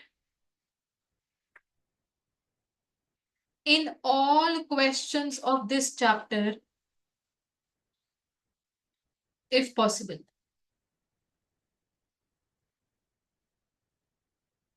बेहतरी रहेगी इनकम स्टेटमेंट बना लोगे तो आप फॉर्मूला अच्छे से अप्लाई कर पाओगे, डायरेक्टली फॉर्मूला लगाओगे, वही कैलकुलेशंस कुछ करोगे तो गलती होने के चांसेस हैं।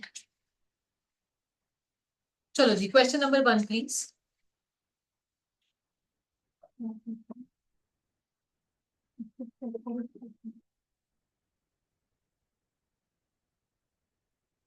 A company produces and sells 10,000 shirts. Selling price per shirt is rupees 500 and variable cost is 200 per shirt and fixed operating cost is 25 lakh. Calculate operating leverage. चलिए जी, अपनी कॉपीज खोलिए, चैप्टर की हेडिंग डालिए leverages, chapter number 4 leverages, question number 1।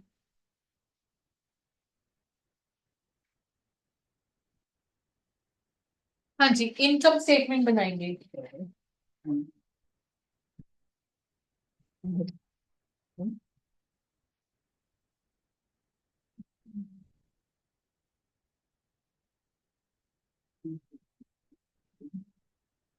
चलो।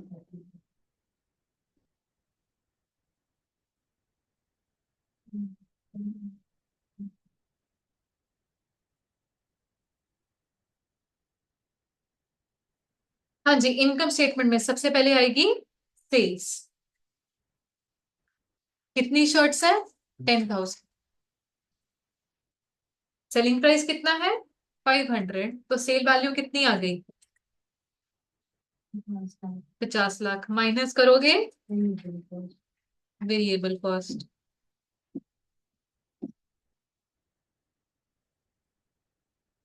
कितनी है? 200। ठीक है जी। कंट्रीब्यूशन आ गई। Contribution minus fixed operating cost 25 lakh. EBIT कितना आ गया? 5 लाख। नौ। ऑपरेटिंग लीवरेज कितनी है?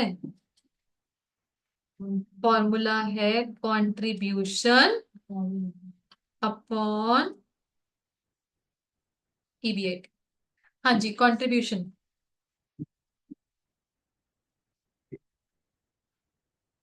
तो ऑपरेटिंग लीवरेज का आंसर आ रहा है 6 times. Contribution is 6 times of EBIT. 6 गुना।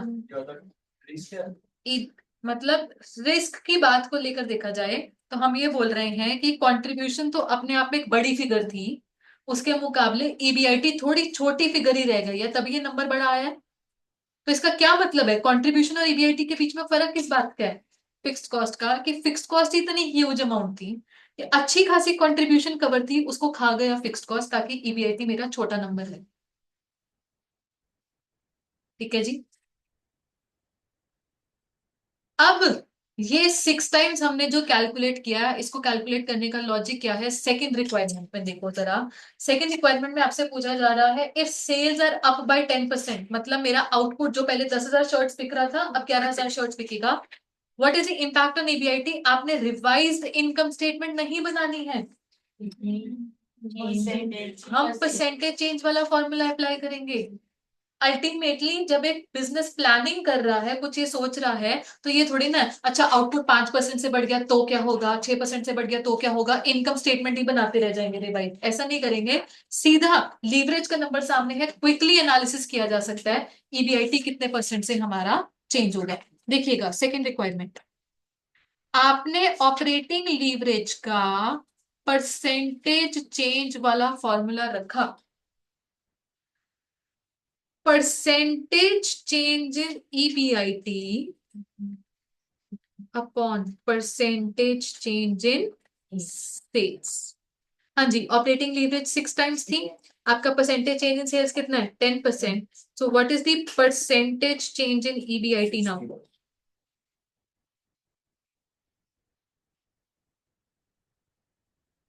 60%। अब क्वेश्चन का final answer, impact on EBIT मतलब रिवाइज्ड ईबीआईटी बताओ। हाँ जी, ओरिजिनल ईबीआईटी कितना रुपीस था? 5 लाख। ये बढ़ेगा या कम होगा? सेल्स बढ़ेगा, सेल्स बढ़ रही है तो ये भी बढ़ेगा। कितने परसेंट से? 60% से। सो what is the value of revised EBIT? 8 lakhs। ठीक है जी। तो बिना रिवाइज्ड इनकम स्टेटमेंट बनाए रिवाइज्ड ईबीआईटी कैलकुलेट कर पाए? कैसे कैलकुलेट कर पाए? By using the concept of leverage. बताइए जी, ये पॉइंट समझ में आ गया सभी को? इसी क्वेश्चन में एक सेवा भाव करके बताएंगे। Calculate revised EBIT if sales decline by 20%। चलो जी करके बताओ।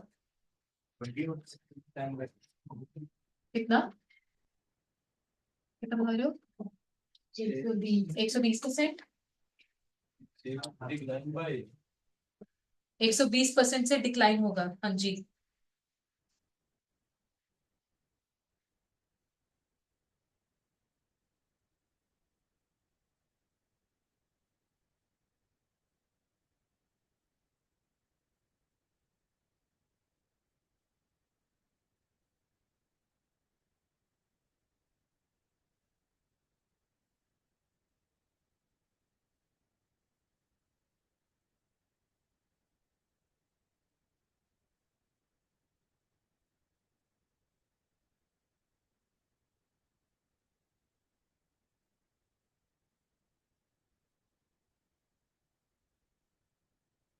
परसेंटेज चेंज इन ईबीआईटी आ गया 120%।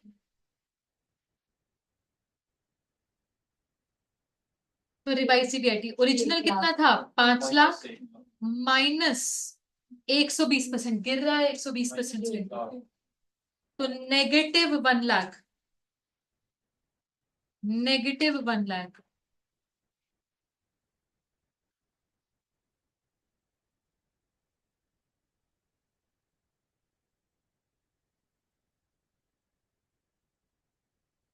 ठीक है जी।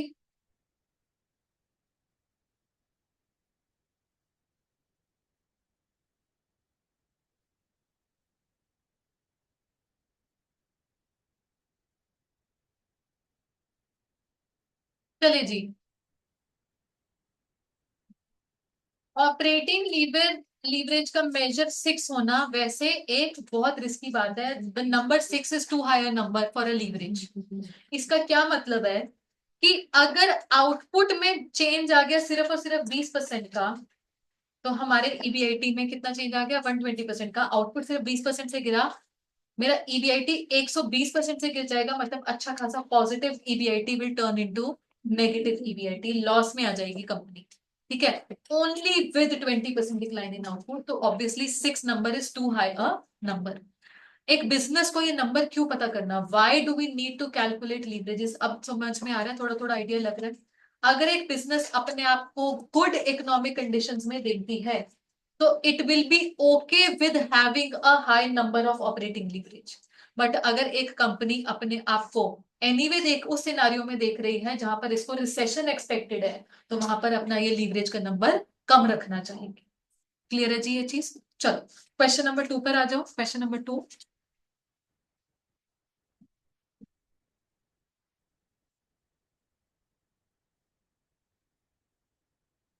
calculate operating leverage for each of the 4 firms ABCD from the following price and cost data। जी हमारे पास 4 अलग अलग फर्म्स हैं। सेलिंग प्राइस पर यूनिट अलग अलग है, वेरिएबल कॉस्ट पर यूनिट अलग अलग है, फिक्स्ड ऑपरेटिंग कॉस्ट अलग अलग है। What calculations can you draw with respect to levels of fixed cost and degree of operating leverage? Result explain। Assume number of units sold is 5000। सभी के लिए output 5000 मान के चले।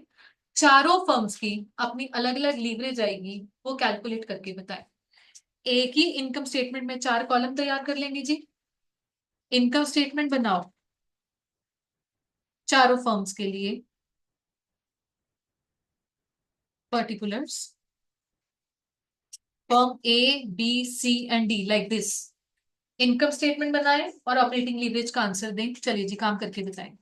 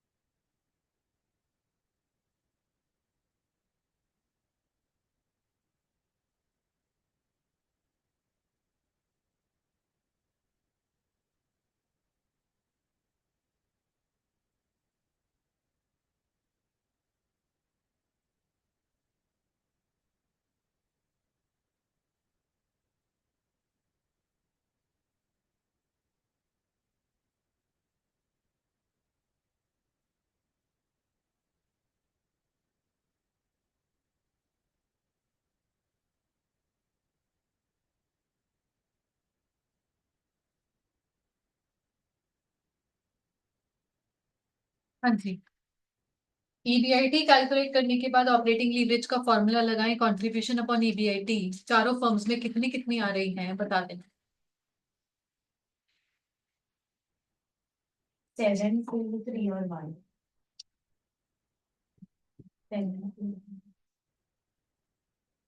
नहीं आ रही रोहित? कंट्रीब्यूशन कितनी है फर्म ए में बताओ? 70,000। और फर्म ए के पास फिक्स्ड कॉस्ट कितना है? 60 तो ईबीआईटी कितना हो गया? बस तो कंट्रीब्यूशन अपॉन ईबीआईटी करो।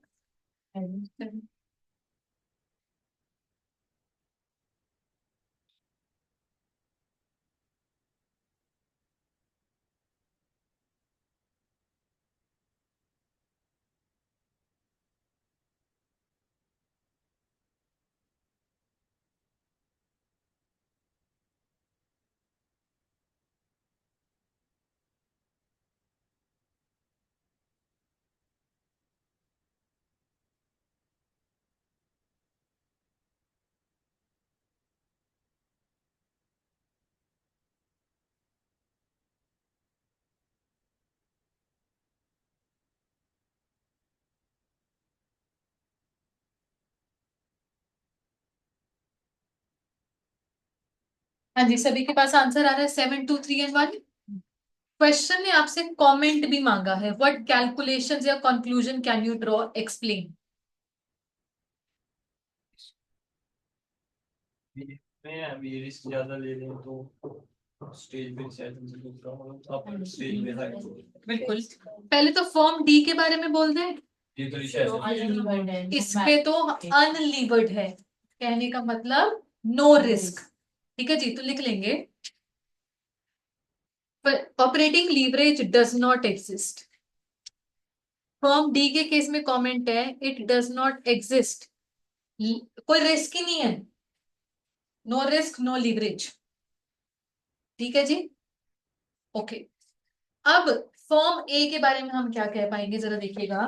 The number 7 is too higher number for a leverage, कहने का मतलब a mere 10% decline in output could lead to decline in EBIT by 70%। 10% से आउटपुट गिरा तो EBIT 70% से गिर जाएगा, बहुत सिग्निफिकेंट डिक्लाइन हो जाएगा।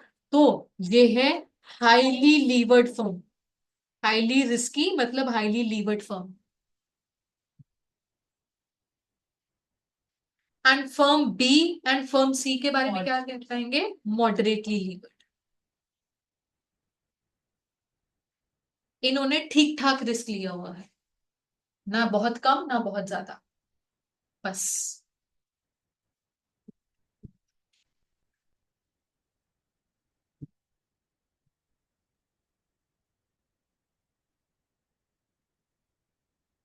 चलिए जी,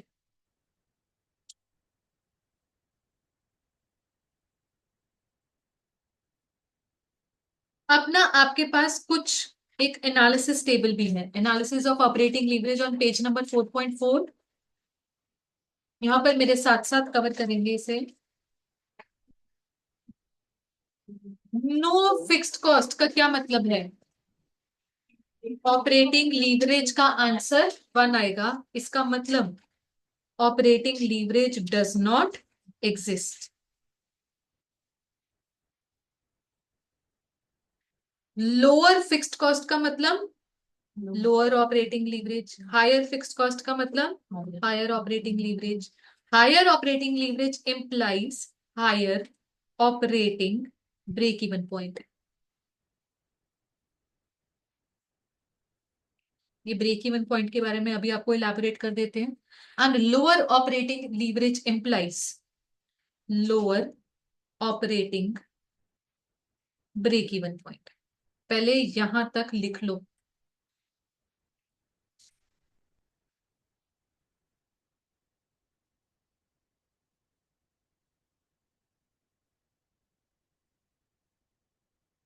हाँ जी, मुझे बताएं ब्रेक इवन पॉइंट होता क्या है? The situation when there is where there is no profit या नो लॉस। पर यहाँ पर द वर्ड प्रॉफिट मतलब ईबीआईटी वाला प्रॉफिट, ऑपरेटिंग प्रॉफिट। बिल्कुल, यहां पर हम बोलेंगे कि जहां पर ईबीआईटी बिल्कुल जीरो हो, ना पॉजिटिव में हो ना नेगेटिव में हो। अच्छा जी, अब आपके पास उस प्रॉफिट तक, उस ईबीआईटी तक आने के लिए क्या है, कंट्रीब्यूशन माइनस फिक्स कॉस्ट करके वो ईबीआईटी आएगा। मुझे एक चीज बता दो, फिक्स्ड कॉस्ट अगर ज्यादा है तो हमारे पास ब्रेक इवन कब आएगा, मतलब कब जाकर हमारे पास वो ईबीआईटी जीरो बनेगी, उसके लिए क्या होना पड़ेगा। अगर फिक्स कॉस्ट मेरे पास हायर है तो कंट्रीब्यूशन को भी हायर होना पड़ेगा। कंट्रीब्यूशन को हायर होना पड़ेगा मतलब मुझे आउटपुट भी थोड़ा ज्यादा बेचना पड़ेगा ताकि मेरा ईबीआईटी जीरो रहे, नेगेटिव में ना जाए। और अगर मेरे पास फिक्स्ड कॉस्ट की अमाउंट ही छोटी है और मेरा टारगेट है कि मेरा ब्रेक इवन आ जाए यानी कि वीआईटी जीरो हो जाए, तो उसके लिए क्या है, छोटे फिक्स कॉस्ट को कवर करने के लिए कंट्रीब्यूशन भी कम ही चाहिए। कंट्रीब्यूशन कम चाहिए मतलब नंबर ऑफ यूनिट्स टारगेट वाले भी कम ही हम बेचें अल्टीमेटली, ताकि हमारा ईबीआईटी जीरो आ जाए। सो हम बोल रहे हैं हमारे ब्रेक इवन यूनिट्स, वो आउटपुट जिस पर नो प्रॉफिट नो लॉस होगा, वो टारगेट आउटपुट हमारा हायर होगा अगर हायर फिक्स्ड कॉस्ट है। और ब्रेक इवन आने के लिए हमारे पास अगर लो ब्रेक इवन चाहिए तो आपको अपने फिक्स्ड कॉस्ट को भी लोअर रखना है। बचपन की डेफिनेशन थी वो पॉइंट जिस पर सारे खर्चे कवर हो जाते हैं। सोचो खर्चा ज्यादा है तो क्या होगा, ब्रेक इवन भी लेट आएगा, थोड़ा बाद में आएगा। बताओ जी, ये चीज क्लियर है सभी को? बताओ, अगर ना बोलना है तो बोल सकते हो, बट ऐसे ना घूरा मत करो। कुछ भी कोई सिग्नल नहीं है, बस ऐसे घूर रहे हैं, मुझे मुझे समझ नहीं आता है ऐसे। ना बोलना है तो बोल सकते हो। चलो, अब एक कॉन्सेप्ट निकल कर आ रहा है, मार्जिन ऑफ सेफ्टी। बच्चे कॉस्ट अकाउंटिंग में बहुत आगे जाकर डिस्कशन है इस चीज की, अभी बहुत ब्रीफली ही बता पाऊंगी मार्जिन ऑफ सेफ्टी होता क्या है। मान लीजिए हमारा ब्रेक इवन पॉइंट आ रहा है 8,000 यूनिट बेचने पर, कि बिजनेस जब 8,000 यूनिट बेच देगा तो ये no profit no loss zone में आ गया, मतलब इसका ईबीआईटी जीरो है। ठीक है जी, बट एक्चुअल आउटपुट इससे ज्यादा है, 10,000 यूनिट से। तो जो ये गैप है ना, इस गैप को बोल रहे हैं मार्जिन ऑफ सेफ्टी। सोचो, इस गैप का नाम मार्जिन ऑफ सेफ्टी, 2,000 यूनिट, ये 2,000 यूनिट का मार्जिन ऑफ सेफ्टी है। क्यों पड़ रहा होगा ये नाम मार्जिन ऑफ सेफ्टी? अब नॉर्मल लॉस ये लॉस की बात नहीं है। सोचो ब्रेक इवन क्रॉस हो गया, ब्रेक इवन क्रॉस हो गया सेफ साइड मतलब प्रॉफिट कमाना शुरू कर दिया। एग्जैक्टली एट 8,000 ईबीआईटी जीरो है, बट अगर आप आउटपुट 8,000 से बढ़ाओगे तो मतलब आप पॉजिटिव ईबीआईटी अब कमाना शुरू कर रहे हो, मतलब आप सेफ्टी जोन में आ गए हो। ठीक है जी, so the difference between break even point and the actual output is called margin of safety, अगर एक्चुअल आउटपुट इससे हायर चला गया है तो। ठीक है जी, अच्छा, अब हमारे पास दो सिनारियोस है, लिखिएगा मेरे साथ साथ। If margin of safety rises implies output increases, implies output increases, business risk falls, hence operating leverage falls। और if margin of safety falls मतलब implies output decreases,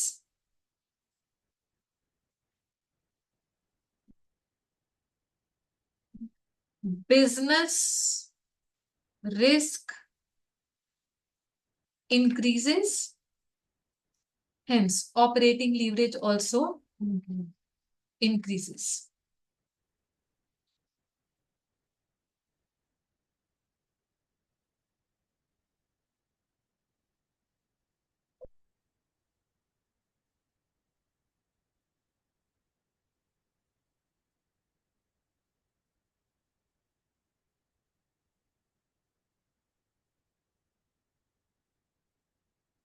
चलो, नोट कर लिया सभी ने ये? ओके, मैं आपके सामने कुछ एग्जाम्पल रखने वाली हूँ, नोट नहीं करना, सिर्फ और सिर्फ बात को समझना है।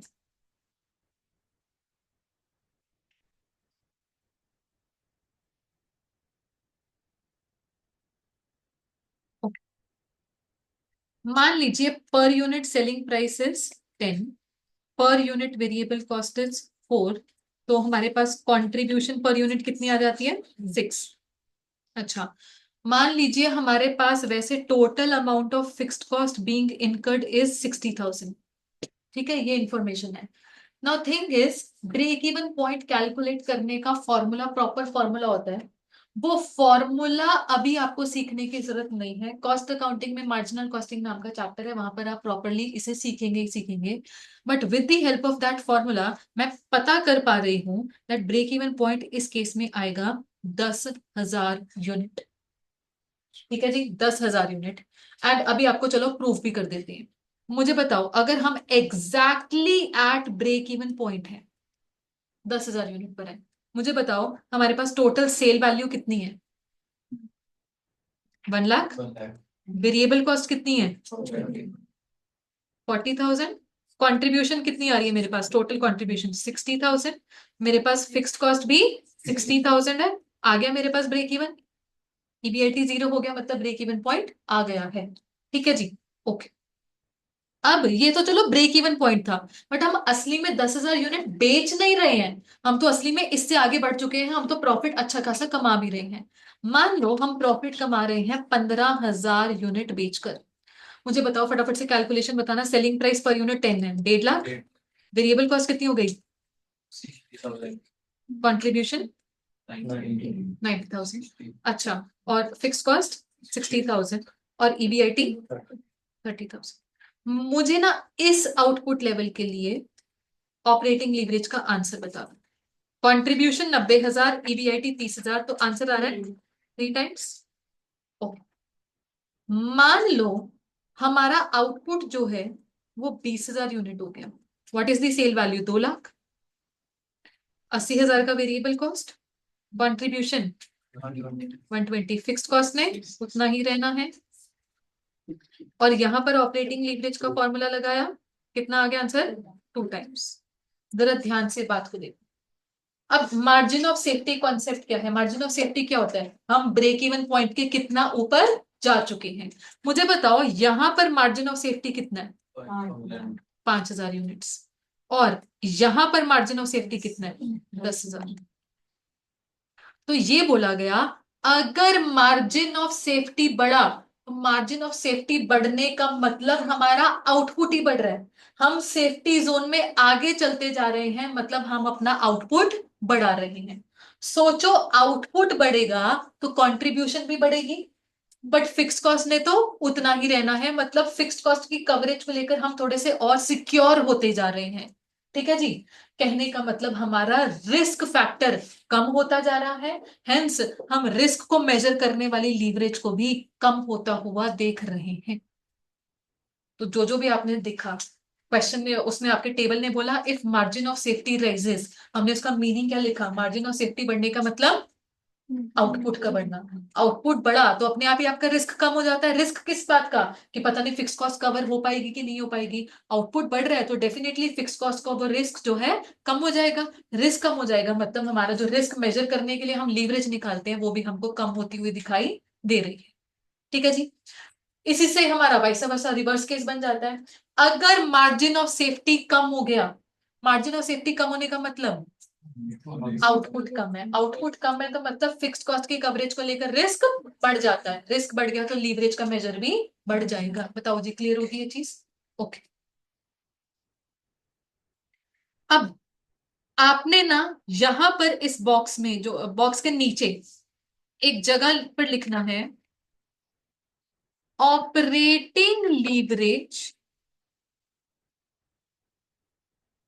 Is reciprocal of margin of safety ratio. Operating leverage is reciprocal of margin of safety ratio. Margin of safety ratio का मतलब क्या होता है?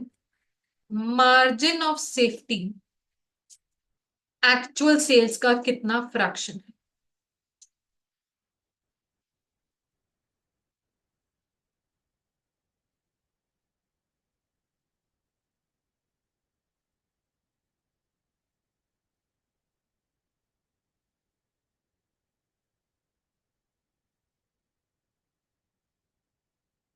ठीक है जी।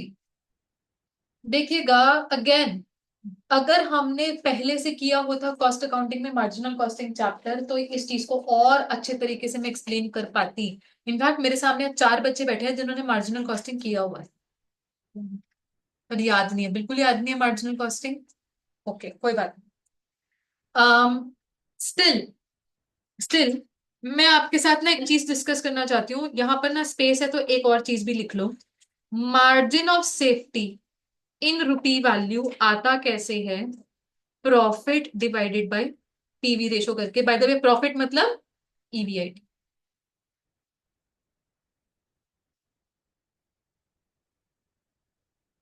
ठीक है, अपने सामने ये फॉर्मूला रखो।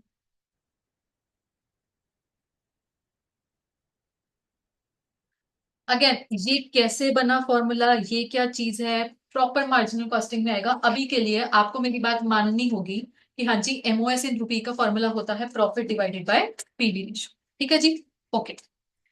एक बारी एमओएस रेशो का फॉर्मूला आप लोग लिख चुके हैं ना? एमओएस रेशो के फॉर्मूला में न्यूमरेटर में क्या है? Margin of safety. प्रियांशु दिखानी है वो स्क्रीन दोबारा से, हो गया ना नोट? ठीक है। हाँ जी, एमओएस है। मार्जिन ऑफ सेफ्टी आपने कैसे निकाला था? Profit divided by PV ratio. इसके डिनोमिनेटर में, एमओएस रेशो के डिनोमिनेटर में और क्या चीज चल रही है? Actual sales.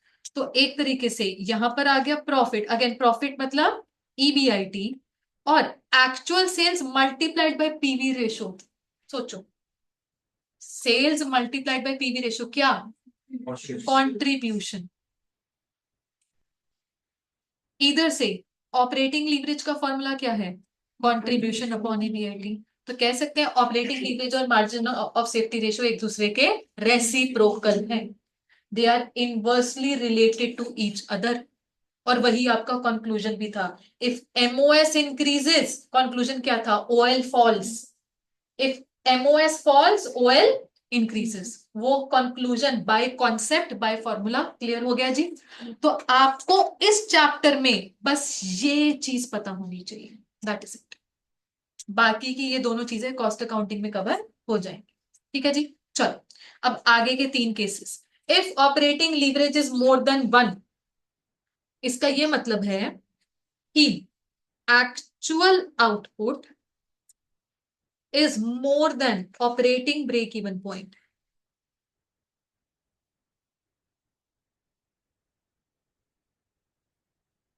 ठीक है, कहने का मतलब we have positive EBIT.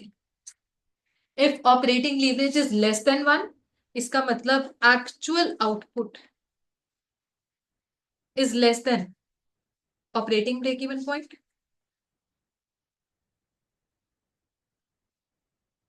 Operating break even point, इसका ये मतलब है कि we have a negative EBIT. एक special remark, operating leverage can never be between the range 0 to 0.99. तो यहां पर कायदे से लेस देन 1 नहीं होना चाहिए, सीधा क्या होना चाहिए? 0 या लेस। ये अभी मैं आपको प्रूफ भी कर दूंगी, 0 to 0.99 नंबर आना पॉसिबल ही नहीं है लीवरेज का। लेस देन 1 मतलब 1 से सीधा नीचे गिरेगी 0 और लेस। अच्छा, if contribution is equal to fixed cost, सोचो बच्चे, contribution is equal to fixed cost मतलब क्या हो गया? ईवीआईटी 0। मतलब उस केस में actual output is exactly equal to operating break even point. And in such case बोला जाता है operating leverage is undefined. Operating leverage is undefined. Undefined.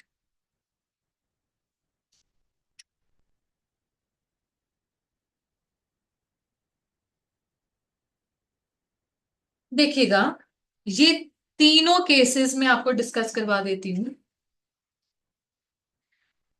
I will start my income statement with contribution, फिर यहां से fix cost minus होगा, मेरे पास बचेगा EBIT. Alright, मान लीजिए मेरे पास contribution is 10,000, fix cost is 8,000, EBIT कितना है? 2,000। इस केस में ऑपरेटिंग लीवरेज का कंट्रीब्यूशन अपॉन ईबीआईटी वाला फॉर्मूला लगाओ, कितनी आ रही है? 5 टाइम्स। सोचो ये कौन सा केस है, हम ब्रेक इवन पॉइंट के ऊपर ऑपरेट कर रहे हैं या नीचे ऑपरेट कर रहे हैं, exactly at break even point है, सोचो। In general break even point की डेफिनेशन क्या होती है, जिस पर ईबीआईटी जीरो होता है। तो अगर ईबीआईटी जीरो नहीं है, पॉजिटिव में है, मतलब हम ब्रेक इवन पॉइंट के ऊपर ऑपरेट कर रहे हैं, our actual output is more than break even point. In such a case you will see a positive leverage measuring more than 1। ठीक है जी। अगर मेरे पास contribution is not enough to justify the fixed cost, तो मेरे पास negative EBIT आ रही है। बिलो आ रही है। हाँ जी, operating leverage contribution upon EBIT करके बताओ, नेगेटिव में आ रहा है 1.67। ठीक है जी। तो जहां पर हमारे पास नेगेटिव ईबीआईटी है, मतलब हमारे पास ऑपरेटिंग लीवरेज का नंबर लेस देन 1 है, we are operating below the break even point. Negative EBIT मतलब अभी ब्रेक इवन नहीं आया है। एंड जहां पर contribution is exactly equal to fixed cost, break even point है। ईबीआईटी एग्जैक्ट जीरो मतलब operating exactly at break even point. Operating leverage का फॉर्मूला लगवाना, contribution upon EBIT, 8000 divided by 0 can not be calculated, undefined हो गई। ठीक है जी। बताओ तीनों केसेस समझ में आ गए। अब मैं आपको ये एक्सप्लेन करने वाली हूँ, वो ऑपरेटिंग लीवरेज का नंबर पॉजिटिव में भी 0.099 की रेंज में नहीं आ सकता। क्यों नहीं आ सकता, सोचो। कंट्रीब्यूशन अपॉन ईबीआईटी के लिए अगर लेट अस से 0.7 नंबर आना भी हो, इसका क्या मतलब है 0.7 का, इसका क्या मतलब है कि कंट्रीब्यूशन 700 है और ईबीआईटी 1000 है। सोचो, कंट्रीब्यूशन 700 रुपीज है और ईबीआईटी 1000 है, और बीच में माइनस होती हुई एक फिक्स्ड कॉस्ट भी आती है, ये पॉसिबल है भी सही in the first place. Profit ज्यादा कैसे आ सकते हैं? Exactly, how can profit be more than contribution, जब पता कि कुछ फिक्स कॉस्ट भी माइनस होनी है, नहीं पॉसिबल है। इसलिए ऑपरेटिंग लीवरेज का नंबर 0.7, 0.8, 0.999 तक आ नहीं सकता, 0.1 से लेकर शुरू करके जीरो आ सकता है। कब आ सकता है जीरो, जब हमारा जब मेरी कंट्रीब्यूशन ही जीरो होगी। सोचो, मेरे पास कंट्रीब्यूशन ही जीरो है, होता होगा फिक्स्ड कॉस्ट कुछ, ईबीआईटी भी आ जाएगी नेगेटिव, तब आ सकता है। ठीक है जी। But it can never be between 0 and 1। Clear होगी ये चीज, ऑल राइट। इनफैक्ट आपके स्टडी मॉड्यूल में एक लाइन लिखी गई है, आपके पास अगर यहां पर स्पेस है तो लिख सकते हैं, वही चीज को एक्सप्लेन कर रहे हैं, that operating leverage can never be between 0 to 1। OL में डिक्टेट करवा रही हूं, लिख लीजिए। OL can never be between 0 to 1। OL can never be between 0 to 1, full stop. It can be 0 or less. It can be 0 or less. Or it can be 1 or more. It can be 0 or less. Or it can be 1 or more. ठीक है जी। Last point वो लिखवा कर और उसको explain करके आपको free कर देंगे। हाँ जी जी, last point, high operating leverage implies high beta. High beta, इसका ये मतलब है कि ईबीआईटी में be wiped off with small reduction in output या सेल्स।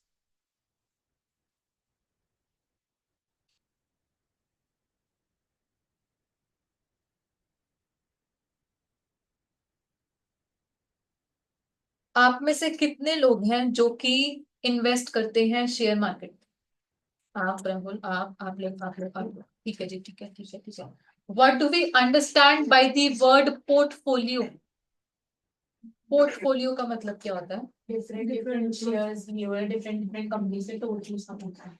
मतलब आपने जब अलग अलग शेयर्स में इन्वेस्ट किया है तो आपके पास आप बोलते हो मेरा portfolio, today my portfolio was up by 1%, it was down by 3%। आजकल क्या हाल चल रहे हैं? माड़े हाल चल रहे हैं। ठीक है जी। मैंने तो देखना बंद कर दिया है। पिछले कुछ दिनों से देख देख के कुछ हो ही जाता है। ठीक है जी। अच्छा, वैसे मैं इन जनरल बच्चे बोल रही हूँ, इन your 20s you should start investing. अगर आपने अभी तक शुरू नहीं किया है, 500 या 1000 रुपए से शुरू कर दो, शुरू कर दो। SIP चाहे 1000 पर मंथ की लगा लो, कुछ ना कुछ कर लो।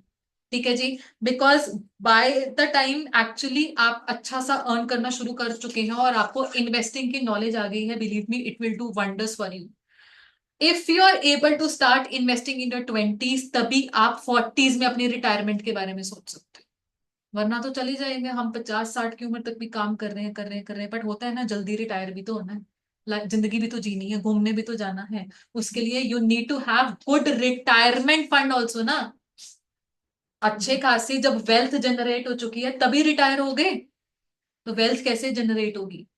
कहीं ना कहीं आपका इन्वेस्टिंग, सेविंग एंड इन्वेस्टिंग होनी बहुत जरूरी है। तो वो बेसिक्स, अभी आप छोटी छोटी रकमों से शुरू करोगे, नुकसान होगा, इतना दिल नहीं दुखेगा, कहीं ना कहीं सीख तो जाओगे ना कि यार ये फंडामेंटली स्ट्रांग कंपनी थी। आज की डेट में क्या बोला जा रहा है जब मार्केट इतनी डाउन चल रही है, कि as long as your shares आपकी होल्डिंग में एक फंडामेंटली स्ट्रांग कंपनी के शेयर्स हैं, तो आपको डरने वाली कोई बात नहीं है। रिवर्सल बहुत जल्दी देखने को मिल सकता है।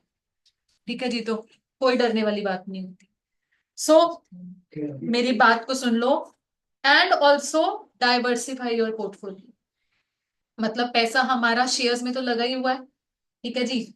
अच्छा, लार्ज कैप मिड कैप सब जगह लगा हुआ है, म्यूचुअल फंड्स में भी लग गया है, इवन बॉन्ड्स में भी लग गया है। साल 2024 में जब गवर्नमेंट री इलेक्ट होकर आई, उन्होंने सॉवरेन बॉन्ड्स नहीं निकाले हैं, क्योंकि ऑलरेडी उनके ऊपर देनदारियां बहुत है, जो पिछले सालों में उन्होंने गवर्नमेंट बॉन्ड्स इशू कर रखे थे। बट जिनके पास पहले के गवर्नमेंट बॉन्ड्स थे, गोल्ड बॉन्ड्स की अगर मैं स्पेशली बात करूं, सोना कितना बढ़ा पिछले 2-3 सालों में, बहुत ही ज्यादा बढ़ गया है।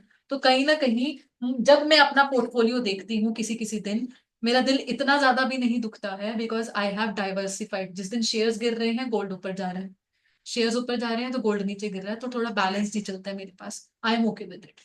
ठीक है जी। थिंग इज, इन बस में इतना बोलूंगी, बार बार बोलूंगी कि इन्वेस्ट करना शुरू कर दो, या अच्छा नहीं भी इन्वेस्ट करना, start reading up about things, कि हम कैसे इवैल्यूएट कर सकते हैं यार ये कंपनी अच्छी है, ये पूरी है। अब आज अभी रिसेंटली सभी कंपनीज के क्वार्टरली रिजल्ट्स भी आए हैं। क्वार्टरली रिजल्ट्स देखने पर शेयर मूवमेंट क्या हो रही है, उसका क्या इम्पैक्ट आता है, ये चीजें न्यूज़पेपर में आती है। ये अब होता क्या है कि आजकल की generation including my self also, हम अपनी न्यूज सोर्सेज के लिए कोई heavily rely on Instagram. Instagram पे कुछ दिख गया मतलब वो खबर हमें वहां से मिल रही है। बहुत रेयरली, किसी के पास कोई पेशेंस नहीं है कि हम न्यूज चैनल के आगे, टीवी के आगे बैठे और न्यूज देखने लगातार 1-2 घंटा। अल्टीमेटली इकोनॉमी में क्या चल रहा है, वो आपको बड़े चेंजेस तो इंस्टाग्राम से पता चल जाएंगे, बट छोटी छोटी डेवलपमेंट्स को लेकर कि अच्छा एनर्जी सेक्टर में कुछ आने वाला है, वो सारी चीजें आपको कहाँ मिलेंगी? न्यूज़पेपर पढ़ पढ़ के ही। तो थोड़ा सा हम आपसे एक्सपेक्ट करते हैं दैट आप ही हमारे देश का भविष्य है, आप लोग ही हमारे इंटेलेक्चुअल्स लोग हैं, तो कहीं ना कहीं वो चीजें आपको पता होनी चाहिए। किताबी ज्ञान अपनी जगह है, ठीक है, उसको पढ़ के पास तो हो जाएंगे, बट इन जनरल जिंदगी में आगे बढ़ने के लिए उसके बाहर भी चीजें। ठीक है जी। चलो अब बीटा की बात करते हैं जी। जैसा हमारे पास अपने एक इंडिविजुअल पोर्टफोलियोज होते हैं, ऐसे मार्केट का भी पोर्टफोलियो है। मार्केट पोर्टफोलियो मतलब मार्केट इंडेक्स, जैसे कि सेंसेक्स, जैसे कि निफ्टी। ठीक है जी। ये बोला जाता है, अच्छा सेंसेक्स में कितनी सिक्योरिटीज है? 30। निफ्टी में 50। एक पोर्टफोलियो में मल्टीपल सिक्योरिटीज होती है। अच्छा, मुझे एक चीज बता दो कि हमारे एक पोर्टफोलियो लेटर से जिसमें 50 सिक्योरिटीज हैं, ये पोर्टफोलियो ओवरऑल बढ़ रहा है, या मैं बोल रही हूँ मेरा निफ्टी ऊपर चला गया 1% से, तो इसके अंदर जितनी भी 50 सिक्योरिटीज थी, 50 की 50 भी 1% से बढ़ी होगी, अलग अलग से बढ़ी होगी। हो सकता है कंपनी ए का शेयर ऊपर गया होगा 3% से, और कंपनी बी का सिर्फ और सिर्फ 0.8% से ऊपर गया है। ठीक है जी। अच्छा, अब सोचो इन जनरल मार्केट मूवमेंट्स के कंपैरिजन में, या इन जनरल कुछ खबर आ जाती है, कुछ सरकार की पॉलिसीज में कोई चेंज आ जाते हैं, उसके कंपैरिजन में एक कंपनी जिसका शेयर प्राइस ज्यादा वॉलेटाइल है, वॉलेटाइल मतलब ज्यादा फ्लक्चुएट कर रहे हैं, स्टेबल नहीं है, और एक कंपनी जिसको कोई खास चेंज नहीं देखने को मिला, तो हम क्या बोलेंगे कि किस शेयर में पैसा लगाना रिस्की हो गया? ए में, जिसमें थोड़ी सी जिसमें हमारे पास चेंज जो है, जो फ्लक्चुएशंस है वो ज्यादा आ गई। मेरा अगर मार्केट इंडेक्स नीचे चला जाता है 2% से, तो कंपनी ए का शेयर भी बहुत हेविली नीचे जाएगा। ठीक है जी, एक ये चीज होगी। नाउ अज्यूम करो, अगेन यही कंपनी ए और कंपनी बी, इसके पास हाई फिक्स्ड कॉस्ट है और इसके पास थोड़ी लोअर फिक्स्ड कॉस्ट है, और आ गया जी लॉकडाउन। लॉकडाउन में कंपनी ए की फैक्ट्री भी बंद पड़ गई और बी की फैक्ट्री भी बंद पड़ गई। मुझे बताओ ईबीआईटी ज्यादा किसका गिरेगा? जिसका ज्यादा रिस्क है। जिसका ज्यादा रिस्क है।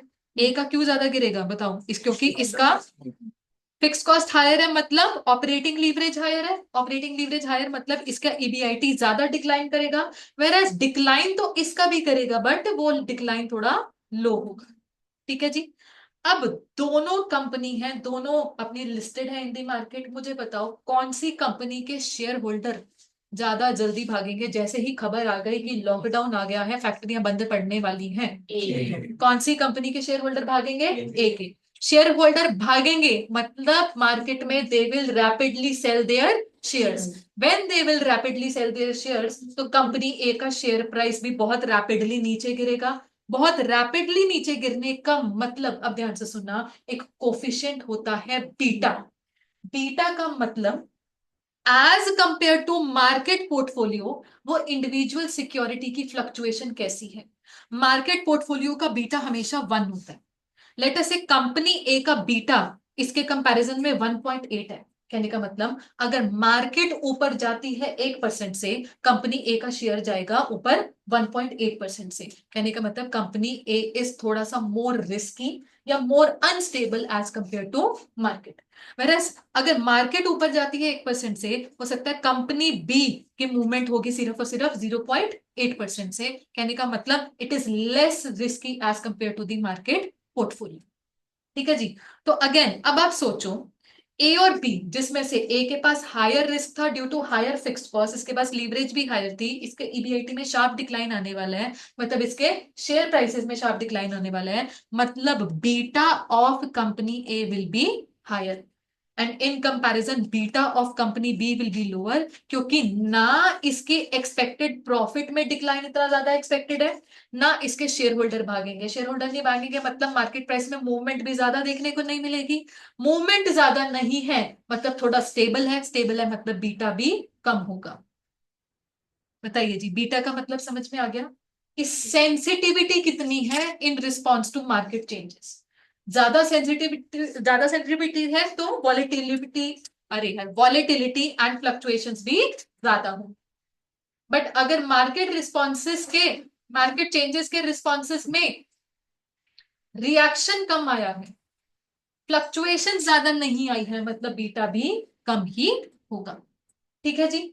सो हमारे पास जो ये चीज थी, high operating leverage implies high beta, बताओ रिलेशनशिप समझ में आ गया? ठीक है जी। हमारे पास कल हम एक क्वेश्चन करेंगे जिसमें एक्चुअली हम इस रिलेशनशिप को प्रॉपर्ली एक्सप्लेन भी करेंगे।